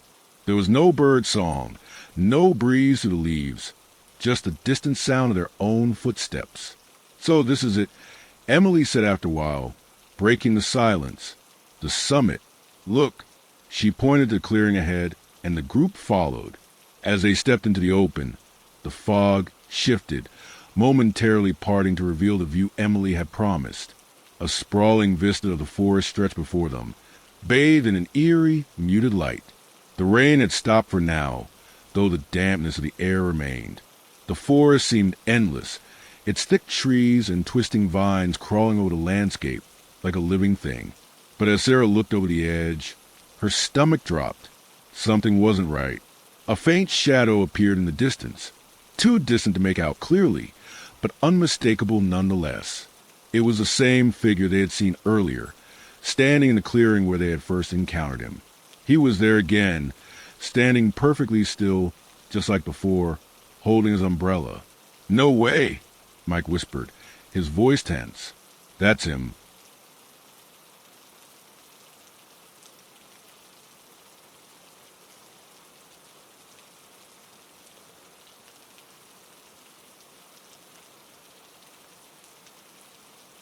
The group froze, every instinct in Sarah's body screaming to run, but she couldn't move.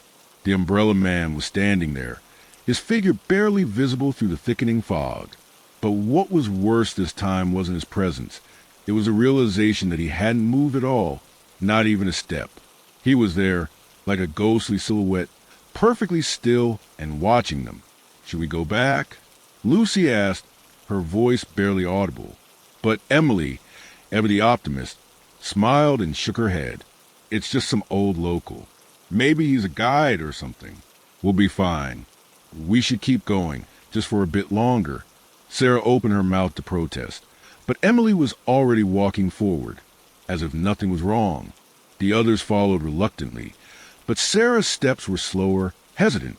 She glanced back over her shoulder once more, and for just a split second, she could have sworn the Umbrella Man had moved. But when she looked again, he was still standing in place, staring at them from the mist. They continued down the trail, though Sarah couldn't shake the feeling that they were walking into something they couldn't understand. It wasn't the fog or the strange figure that made her uneasy. It was a strange, unnerving quiet of the forest. The trees were so thick now that the trail had become narrow, barely wide enough for the five of them to walk side by side. The air felt dense, heavier with each step. "I can't help but feel like we're not alone," Sarah said, trying to voice the growing unease in her chest. "Come on, Sarah," Mike said, trying to sound reassuring. "It's just a forest. People hike here all the time." "I know," she said, but her voice trembled slightly. "But it feels like something's watching us." Her words hung in the air like a curse. The tension grew, thick and suffocating, as the trail twisted and turned, leading them deeper into the heart of the forest. And with every step, Sarah's unease grew. Something about this place felt wrong. The fog was growing denser, wrapping itself around the trees like a suffocating shroud. Mark, ever the quiet observer, spoke up. "I think we should turn back. It's getting late, and I don't like how things feel right now." "Yeah, maybe we should," Lucy agreed, looking around nervously. "I've heard stories about this forest. There are legends." "Legends?" Emily asked, laughing. "Come on, don't tell me you guys believe in that stuff." "It's not about belief," Sarah said quietly. "It's about how this place makes me feel. Like we're being watched, or—" She stopped, her breath catching in her throat. In the distance, barely visible through the thick fog, she saw him again, the Umbrella Man. But this time, he wasn't standing still. He was moving toward them, slowly, one step at a time. His umbrella remained above his head, but his face was still hidden beneath the brim of his hat. His movements were unnaturally smooth, almost too deliberate, as though he was gliding over the ground, not walking. "Let's go. Now," Sarah whispered urgently, grabbing Emily's arm. But Emily pulled away. "Relax. It's probably nothing." Before she could finish, the figure stopped. Not just any stop, but a sudden, jarring halt, as if he'd frozen mid-step.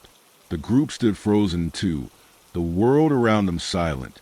Then the figure lifted his hand, slowly, methodically, until his finger pointed directly at them. The air hung thick with tension. Sarah's breath hitched as the Umbrella Man, still far off in the mist, extended his finger in a slow, deliberate motion toward them.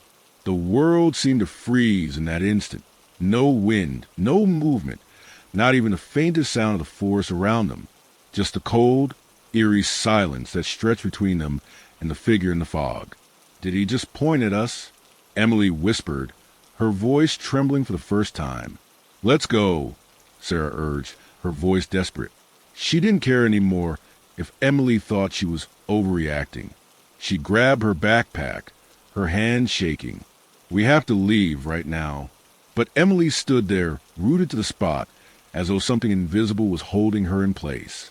"It's fine," she muttered, though she didn't sound as sure as before. "It's just some local guy. He's probably just curious. Nothing to worry about." Mark, who had been silently observing the figure in the distance, spoke up. "I don't know, Emily. That's not normal. We need to get out of here now." Mike's eyes darted nervously between Emily and the figure. He looked as if he wanted to run, but was waiting for Emily's word. "I'm with Mark," he said, his voice tight. "We should turn back before." But before anyone could finish their thought, the Umbrella Man moved again. He didn't just walk. He floated. His movements were unnaturally smooth, like a puppet being guided by invisible strings. His umbrella hung low over his head, but it cast no shadow, as though it was not part of the world around them. His head remained down, obscured by the brim of his hat, but Sarah felt his gaze burning through the fog. "Go!" Sarah shouted, already starting to move, tugging at Emily's arm. Emily didn't budge. "I told you it's fine. Just calm down." But then the Umbrella Man did something that stopped all their words. His hand, still pointed toward them, twitched. It was a small motion, but it sent a shiver down Sarah's spine. In that instant, the air around them seemed to grow heavier, like the entire forest was holding its breath. The trees, which had been eerily still just moments before, seemed to shift ever so slightly. The mist began to coil around the group, thickening, obscuring their vision. It wasn't just fog anymore. It felt alive, almost as if it were pulling them in. Every footstep they took forward seemed to push them deeper into the unseen, as if the trail was stretching into eternity. We need to get to the clearing, Sarah said urgently. Now! But before they could move, the ground beneath their feet gave a sudden, unnerving shudder.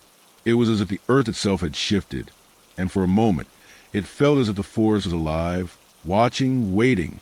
The trees groaned, their massive trunks creaking in unnatural harmony. Then the silence returned. Not a single bird, not a single whisper of the wind, only the oppressive feeling that something was wrong. The Umbrella Man stood still in the distance, still pointed toward them, his finger unwavering, like a silent accusation. It was too much.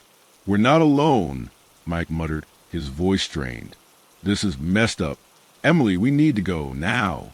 Emily opened her mouth to argue, but was cut off by a sudden, unmistakable sound. A gurgling whisper, distant at first, but growing louder, coming from the forest around them. It was like wind rushing through the trees, but it was too rhythmic, too purposeful, almost like voices, speaking in unison. The gurgling sound grew louder, closer, until it seemed to come from everywhere. The forest seemed closing around them, and Sarah felt her heart race. Her breath quickened as the whispers grew louder and more insistent. "Help me." The word sent a cold shiver down her spine. It wasn't just the whispers now. There was something else. Something human. Begging. Sarah spun around, eyes wide with terror. "Did you hear that?" Mike nodded, his face pale. "We need to get out of here. This place isn't right." "Let's just head back to the car," Mark suggested, his voice hoarse with fear. "We don't need to be here anymore."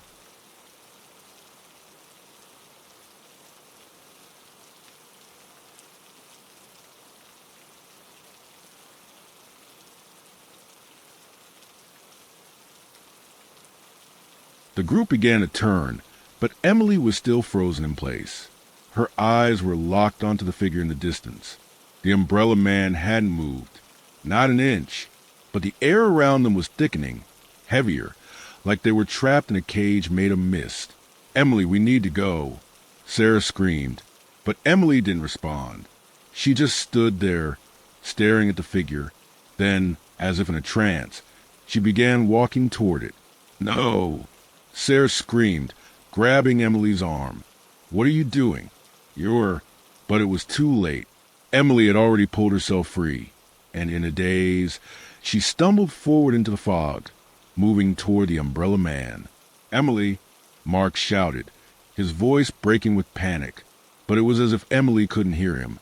Her gaze locked on the figure. The rest of them watched in horror as Emily moved deeper into mist, her form swallowed up by the fog. Her figure was almost completely obscure by the time Sarah reached out, but she wasn't fast enough. She couldn't stop her. The last thing they saw was a silhouette of Emily standing next to the Umbrella Man, her body still, her head slightly tilted upward. Then the mist closed around her completely. Story 5. The rain came early that morning in Fernridge. Not a light drizzle, but a thick, fog-choked downpour that clung to the narrow forest trails like a second skin. It wasn't the kind of weather that encouraged hikers, but for 5 college friends on a spring break trip, it only made their adventure feel more authentic. At least, that's what Emily had said when they arrived at the edge of the Fernridge Forest Trail. Sarah, Mark, Emily, Mike, and Cassie were media studies majors with a shared passion for filming odd and obscure locations. Their YouTube channel, Wander Nerve, had built a modest following for its eerie travel content. When Emily found a blog about Fernridge's haunted trail and the legend of the Umbrella Man, it didn't take much to convince the rest to drive 6 hours out into the woods to see it for themselves. They parked at the trailhead near dawn, the forest already soaked in mist and drizzle. Cassie checked the drone. Mark strapped a GoPro to his chest. Sarah, the skeptic of the group, simply tightened her raincoat and muttered, "Great. Nothing like pneumonia to go viral." Mike laughed. "Come on, this place is perfect. Foggy, creepy, and just enough urban legend to give us a hook." According to what Emily found, the Umbrella Man was supposedly the ghost of a murdered tour guide, blamed for a mass disappearance in the 1980s. Locals claimed that on foggy days, especially during sudden downpours, he would appear silently along the trails, holding a black umbrella. Some said he followed tourists until they vanished into the mist. Others believe he only showed up in photos after the fact, staring right at the camera from impossible angles. It sounded like typical internet horror bait, but the group agreed it had potential. As they hiked deeper into the trail, the trees seemed to lean in, narrowing the path like the forest itself was listening. Birds were quiet. Even their footsteps were muted by the wet ground. The rain picked up, falling in thick, cold sheets, and the mist grew denser. "Feels like we're walking into a different world," Cassie murmured, pointing her camera upward. "Guys," Sarah called out after a few minutes, squinting into the fog. "Do you see that?" Ahead, just past a bend in the trail, stood a man. He was barely visible, obscured by mist and trees, but unmistakably human, dressed in dark clothes. He held a large black umbrella. He didn't move, didn't wave, didn't even seem to notice them. Emily's face lit up. "Oh my God, it's him." Mark raised his GoPro. "Could be a local or a hiker." Cassie frowned.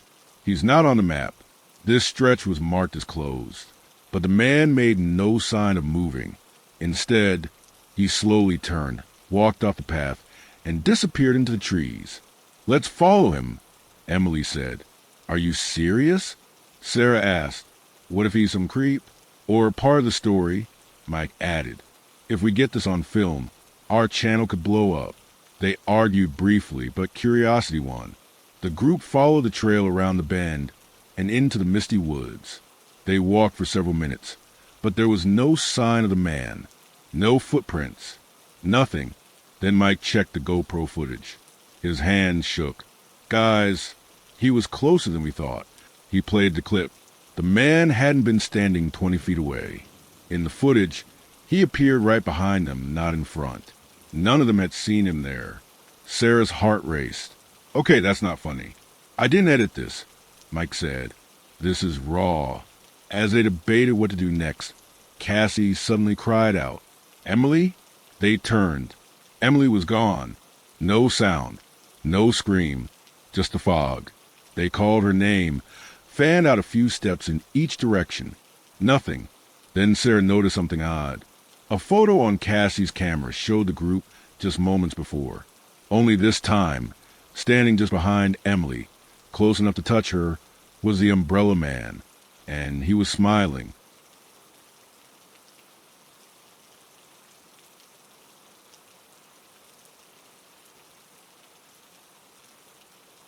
The rain began before dawn, heavy, unrelenting, as though the sky itself were warning them to turn back. But college kids don't listen to weather warnings, especially not during spring break, when adrenaline is high and logic low. The five of them, Caleb, Marcus, TJ, Leo, and their quiet tag-along friend Nolan, had made it halfway up the Fernridge Trail by the time the forest began to disappear into fog. Their campsite from the night before was already swallowed by mist. A faint drizzle turned into sheets of rain, cold and sudden. It came from no clear direction, but it always fell hardest when they slowed down, almost like it was urging them forward. TJ, ever the prankster, joked, "Maybe it's that umbrella guy. He probably controls the weather too." "Shut up," Nolan muttered. He didn't laugh. None of them had. Really, not since last night. They had been reviewing their group photos by the fire, blurry shots taken on their hike, when Caleb had frozen mid-sentence and gone pale. He'd zoomed in on one image from earlier that day. 5 of them walking down the path. And just off the trail, behind a tree, a figure with a black umbrella. "Is that?" They didn't finish the question. None of them had noticed the figure when they'd taken the shot, and the next 2 photos, taken just seconds apart, showed the same man. Closer, clearer, always holding the umbrella over his head, always dry, even as the rain soaked everything around him. No one admitted it, but they had all felt the same thing when they looked at the photos. Dread. That night, they'd heard footsteps in the wet leaves outside the tent. Not from an animal. These were deliberate, slow, like someone circling them just beyond the reach of their lantern. When Marcus stepped out to check, he found nothing but puddles and fog. Yet when he returned, water had been tracked through the tent, even though none of them had gone back in. By morning, Leo was gone, his sleeping bag still zipped, boots beside the tent flap untouched. No sign of struggle, just a single black feather lying on his pillow. He probably left to take a leak and wandered off, Caleb said, trying to sound calm. He would have taken his flashlight, Nolan replied. And he's not stupid. We're in the middle of nowhere. They looked for hours, but the trail forked endlessly, paths crossing into dense fog banks that swallowed sound. The air had the smell of wet rot and rusted metal. By mid-afternoon, their yells turned to whispers. They didn't want to draw attention anymore. The woods no longer felt empty. At dusk, they gave up. They set camp farther down the path, where an old, warped sign marked the ruins of a forgotten ranger station. The sign was barely readable anymore. Moss and water damage had warped the letters. But one word stood out clearly. Warning. That night, the rain got colder. TJ tried to keep spirits high, started a fire and dug out a flask. But the air was too damp. The flames barely stayed lit. The forest felt like it was breathing. Around midnight, a distant whistling drifted through the trees. It wasn't a song, more like a steady, tuneless hum, and it was getting closer. Do you hear that? Nolan whispered. Caleb nodded. Shut up. Don't move. But Marcus stood up. We have to see who it is. Could be Leo. Could be a ranger. He didn't wait for approval. He stepped out into the fog, flashlight bobbing ahead of him. His silhouette faded in seconds. The rest stayed silent, straining to hear something other than rain. The whistling stopped. 30 minutes passed. Then the whistling resumed closer than before. But this time, it came from behind their tent. TJ lunged to the zipper and tore it open. There was nothing there, just muddy prints. Not boot prints, bare feet, long, narrow, and wet. Get the hell away from me, TJ whispered, backing into the tent, pulling his coat tighter. They didn't sleep. By morning, Marcus hadn't returned. Neither had Leo. Nolan sat silently near the half-dead fire, his face pale and still. Caleb paced. TJ drank from his flask and tried to talk tough, but his hands shook. Then they found the photo. It was printed, a Polaroid. None of them had taken it, but it was there, stuck to the inside of the tent flap with a small pin, dripping with condensation. The image, the three of them, Caleb, Nolan, and TJ, asleep the night before. The Umbrella Man standing behind them. His eyes were just two black pits. His face pale, waxy. The umbrella sat tilted slightly, casting shadow over his mouth. But what horrified them most was that his free hand was raised, index finger pressed to his lips.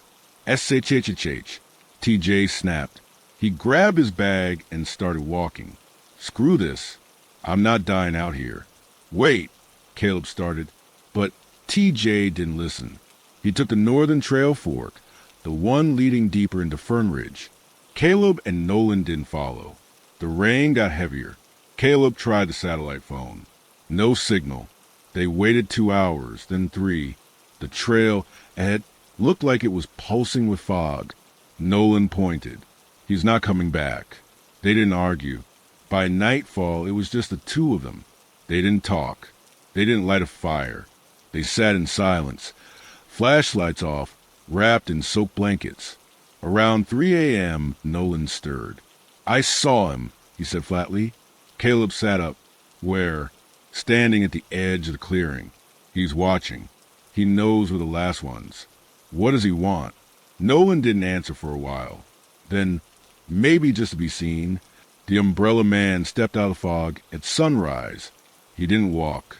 He just appeared, 10 feet from the tent. He held the umbrella low, obscuring his face. His free hand hung limp, fingers too long, too stiff. He didn't move. He just stood there, head tilted, and then ever so slowly he began to raise his hand. Not to wave, not to point, but to hold out something in his fingers. A necklace. Leo's. The pendant shimmered briefly before falling into wet grass. Then the Umbrella Man turned and walked backwards into the mist, never turning around, just dissolving into the fog. Nolan stepped toward the spot. "No!" Caleb hissed, grabbing his arm. "We leave. Now." "We're already part of it," Nolan replied. "There's no leaving." Caleb dragged him anyway. They grabbed their gear and ran, not along the trail, but through the brush, breaking branches, slipping on moss, clawing their way through undergrowth. The rain chased them, harder, colder. Thunder cracked overhead. The woods stretched forever, looping. Trees they had passed hours ago appeared again. The path behind them disappeared. The path ahead changed. And then Caleb turned. Nolan was gone. No scream, no sound, just mist, and the distant click of a Polaroid camera. Caleb didn't scream when Nolan disappeared. He didn't have breath to spare for it. His lungs burned. His legs were jelly. But still he ran, through the ever-thickening fog, through brambles that tore his clothes and skin, until he found himself in front of a tree he was certain he'd passed 3 times already. A black feather fluttered to the ground beside his foot. That's when he realized he wasn't running out of the forest. He was running in circles around him.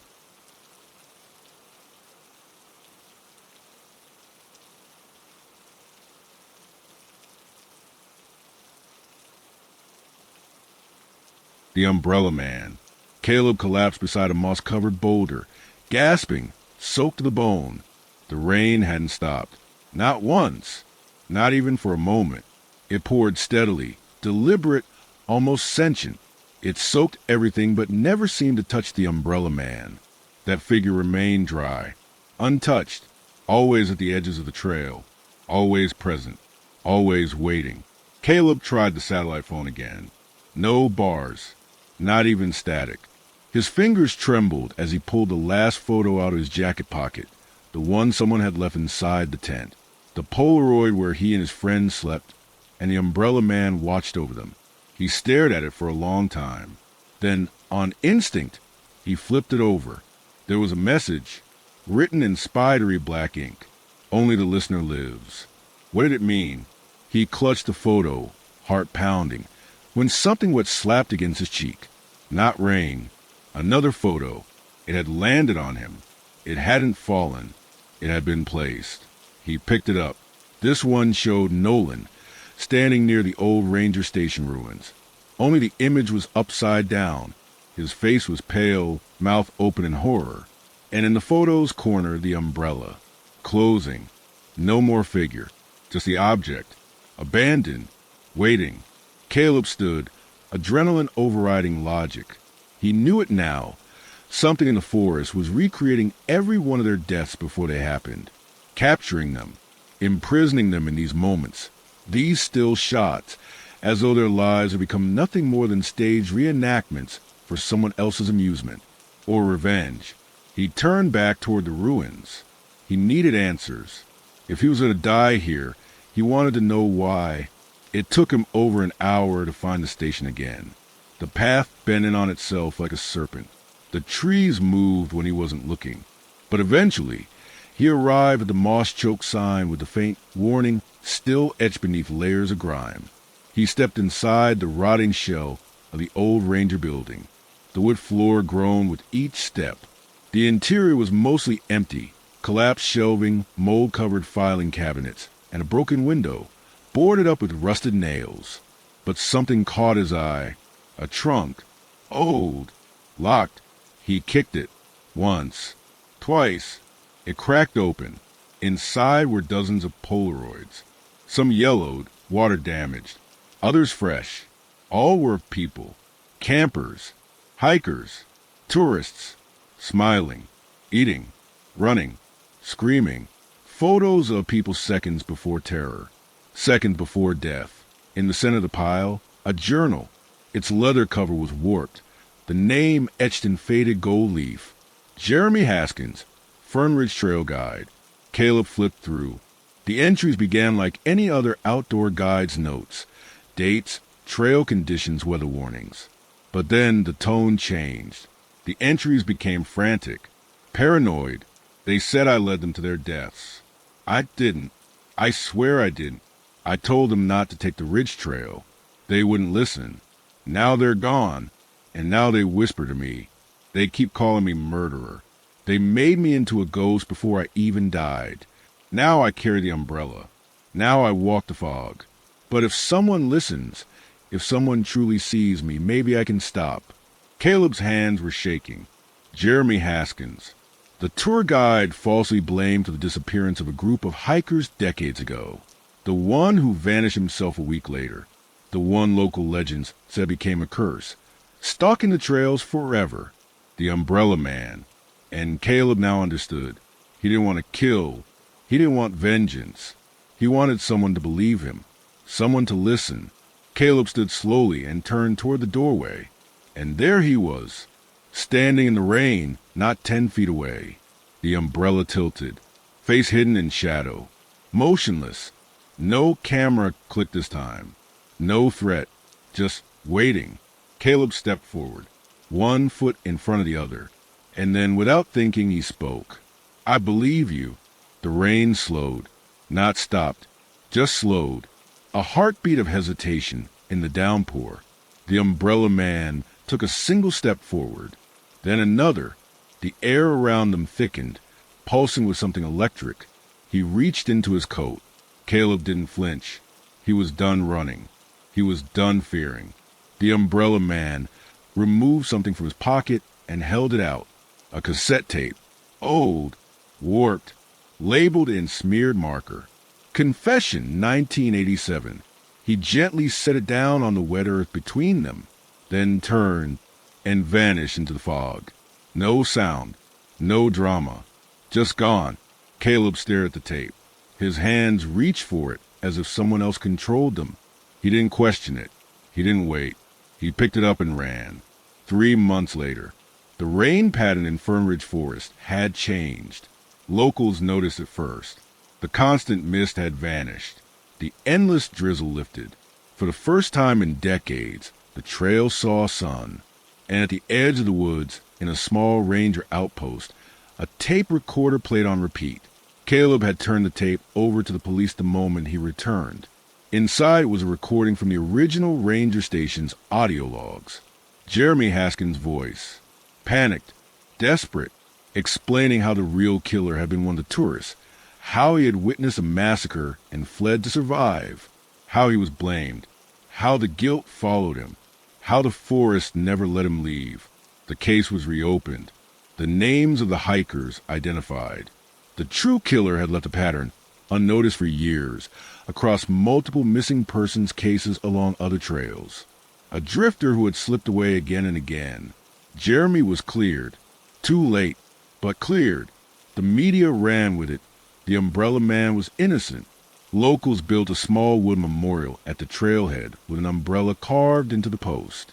Caleb stood there now, years later, older, haunted, but alive. And as he stared at the trees, he noticed something odd. The fog lingered today, just a bit, and a shape stood beneath it. Not malevolent, not threatening, just watching. The Umbrella Man nodded once and disappeared. Maybe the curse was lifted, maybe not. But one thing was clear. The forest had been waiting all these years for someone to listen, and someone finally did. If you made it this far into the shadows, you're one of us now. Don't forget to like this video, share it with someone who dares to listen at night, and most importantly, subscribe to the channel for more terrifying tales. This has been another dark journey with Mr. DarXnights. Until next time, sleep if you can.